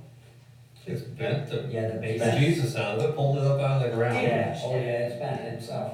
You had a string on there, now you can shoot arrows off, it's got something bend in it, I mean. Oh, okay, I got it. I got it. I thought it was just the facade. No, I don't do facade anymore, because I was down there every other day putting facade back. Well, that was my point, I don't know why we put the facade on. Right, no. So we're not gonna put a facade on it, we're just gonna put metal. If I have to, I'll paint it gray, but I'm not putting the facade back. Okay, good. Now I'm clear, sorry. Sorry for the slow uptake. The bridge wasn't covered. And what's gonna happen with the base then? Are you gonna try to make a base that is harder than what's there, so when a bus hits it, it takes the roof off? The one we bus, did, or- the way we did it on the Scalacook side, that one's been replaced twice since we redid it. And each time it's only been, the beam got bent, so the concrete and the upright stayed. Good, okay. So that's what you're planning on with the new one? Yeah, I've also got the engineers looking at it now to see if I can move it in a little further, because what's happened a couple times is trailer trucks will try and turn around at the intersection. And they'll just back right into that and then take off, so. Campaign on it, you will hit this.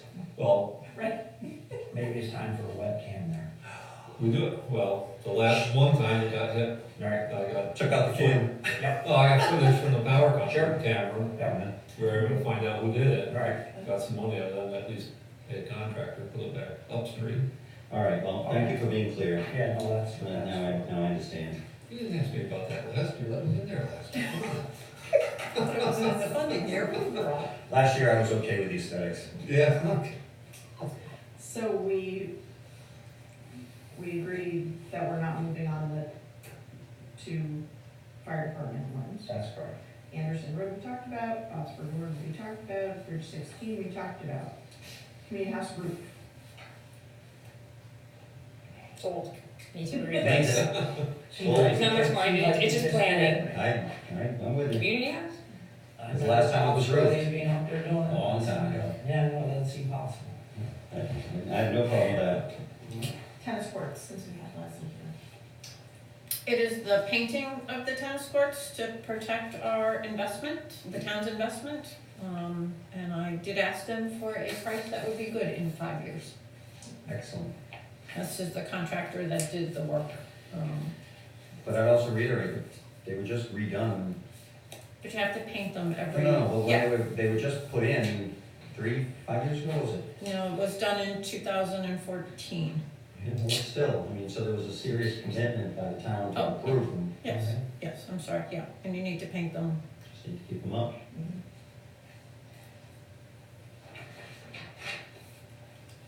Okay. Well, the Board of Finance is gonna have a really challenging time. Yeah. But And historically, how have we moved this stuff on in year 2025 to the Board of Finance? Is it through a motion or? yes, no, I'm sorry, yeah. Yes. Yes, need a motion. Pass this along. I made 2 out of 3 yet. Isn't there a difference between accepting and approving them? Yes, We go through this every year.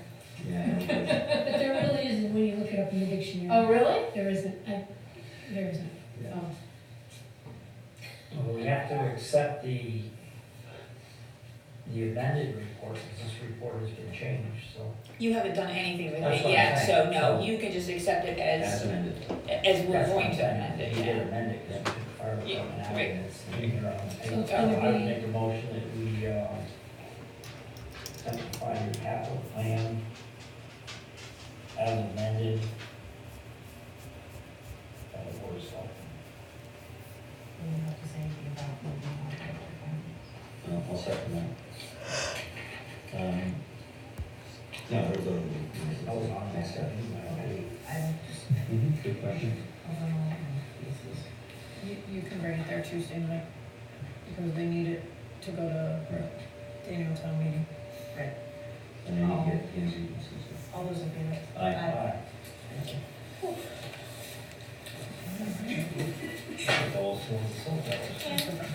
Does the, You can retire. Does the board of selectmen make recommendations to each department to hold a percentage line anymore, or not? For the regular budget, The operating budget? In their operating, yeah, that was what I was talking about earlier. Typically, the board of selectmen takes a position. we set Well, you just take a position. I know, that's what I'm saying. Well, we won't do it here because it's. That's what I think mean. we'll do it next week. Right. We can- So we But by that time, You already have all their everything budgets. will be back from the But departments. keep in mind, the next meeting also will be special, only because it took so long to get our December meeting, our January meeting, even though it's set on the calendar, it also will be a special meeting. I feel so Sorry. special. You are, Chris. Okay, that's fine. So we're You too guys, late for please that. have public comment on that meeting. You guys have a choice of putting it on there. Yeah. Okay.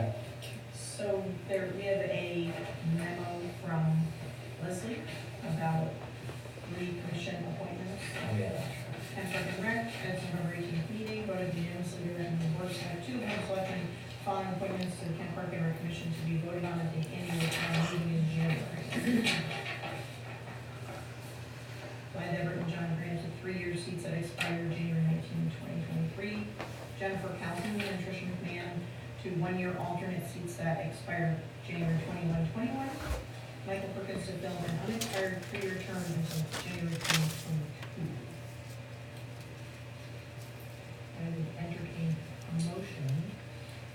So moved. The slate. And I'll second the slate. And that would be a recommendation to, because it has to still. You're accepting their recommendation. No, I'm sorry. I accept the slate as presented by Park and Rec Commission. To be appointed. So the only question is who's leaving? Who's left? Nobody. These are all just expiring These are all terms just that- expiring terms, people are re-upping. So, everyone's reopening? Yep. Excellent. Thank you. All those in favor? Aye. Aye. Aye.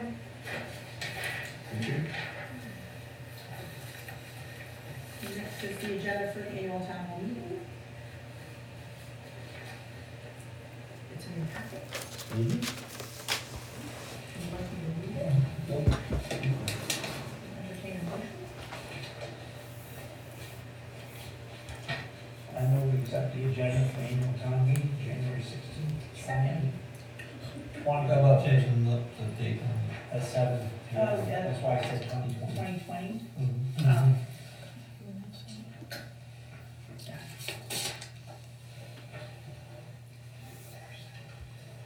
A second.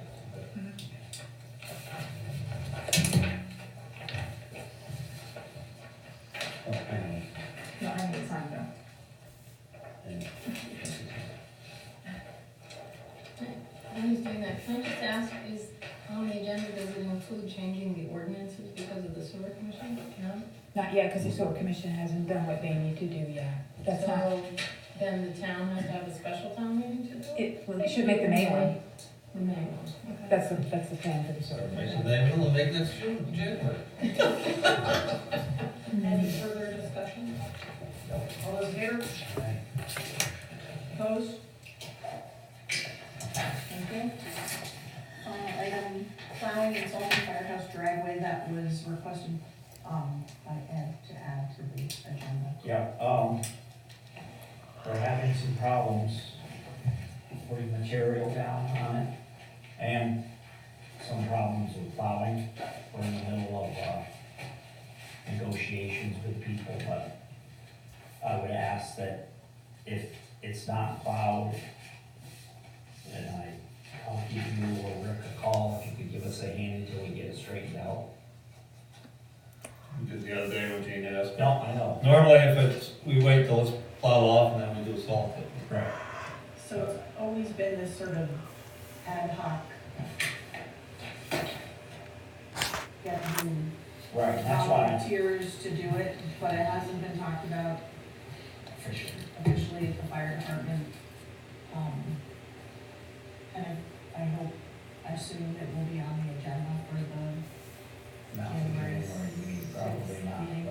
but, Because that puts us then into like 45 days of the town sanding and plowing the fire department. well, we're only looking for the area in front of the apparatus space, nothing else. Right, but it's still materials and plowing and, Time and material. yeah, time and material. And I think the fire department, I think the fire department needs to talk about it at the January meeting. I know it's a big meeting and it's a full agenda, but, and, the town will cooperate, but I think it's important that the fire department talk about it and get it handled. Because they're running a business, the town is running a business. So periodically, again, going back to the meetings that we had with this committee of World Finance, this is one point that we brought up, whether it was, whether any ancillary components of operating that they had that they couldn't control, or was getting out of control. And one of these issues, we were talking mowing and we were talking about plowing. And so this is something that I think I urge the fire department members to talk about, to see what and how the town would feel doing that. Rather than funding X amount of dollars that goes into potentially those things. Even though you say that you get, it's done by volunteers, It just takes one more thing off the plate. And They may say no, but at least it's brought up. Right, and the reason why it's brought up is because when you have, it was supposedly all taken care of for the winter, and now we have people that change their minds. They're volunteers, it's not for me. Well, and so that's why I'm saying, if we have a big storm, and there's a fire, and things are sitting there. It is the responsibility of the Exactly. selectmen to make sure it's addressed. Yes. And So that's why I just put it on here to discuss it, until I can get it straightened out. If we need a hand, I know Rick would, Right, without a problem. Right, I completely You know agree. what I'm saying? I just wanted to put it on here now, it will be discussed with the new officers, Okay, good. so. That makes sense to you, Rick? Okay. For clarity, the plowing has never been a contract? No. Part of it. No. But the mowing has? That's The correct. mowing The is- mowing has, and every The year plowing they never say, has. oh, no, we'll Okay. take care of it, it isn't a problem, and now all of a sudden Okay. this year it's a problem. Right. So. And it didn't become a problem until about 2 snowstorms ago, so.